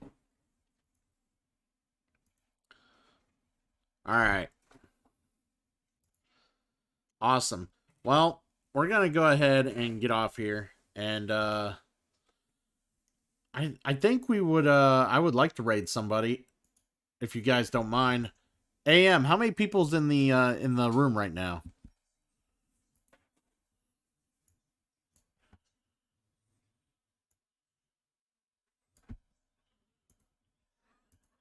How many people's in the room? We'll go raid somebody.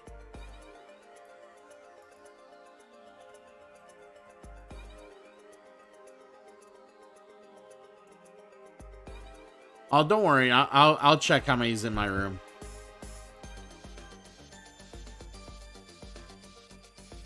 I'll check how many's in my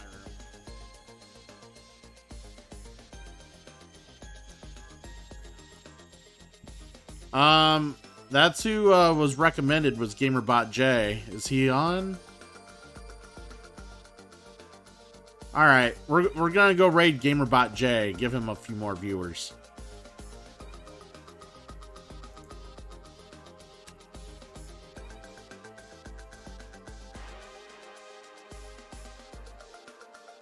So yeah, I want to thank everybody for stopping out and hanging out this evening for this night's edition of Board Gaming.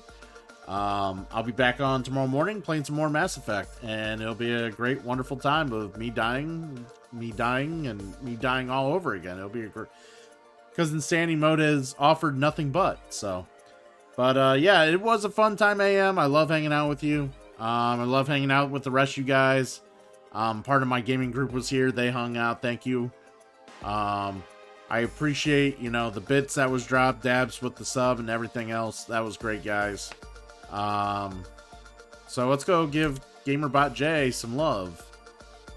Let's go raid his ass and bring the love. Let's do it. And it's happening now.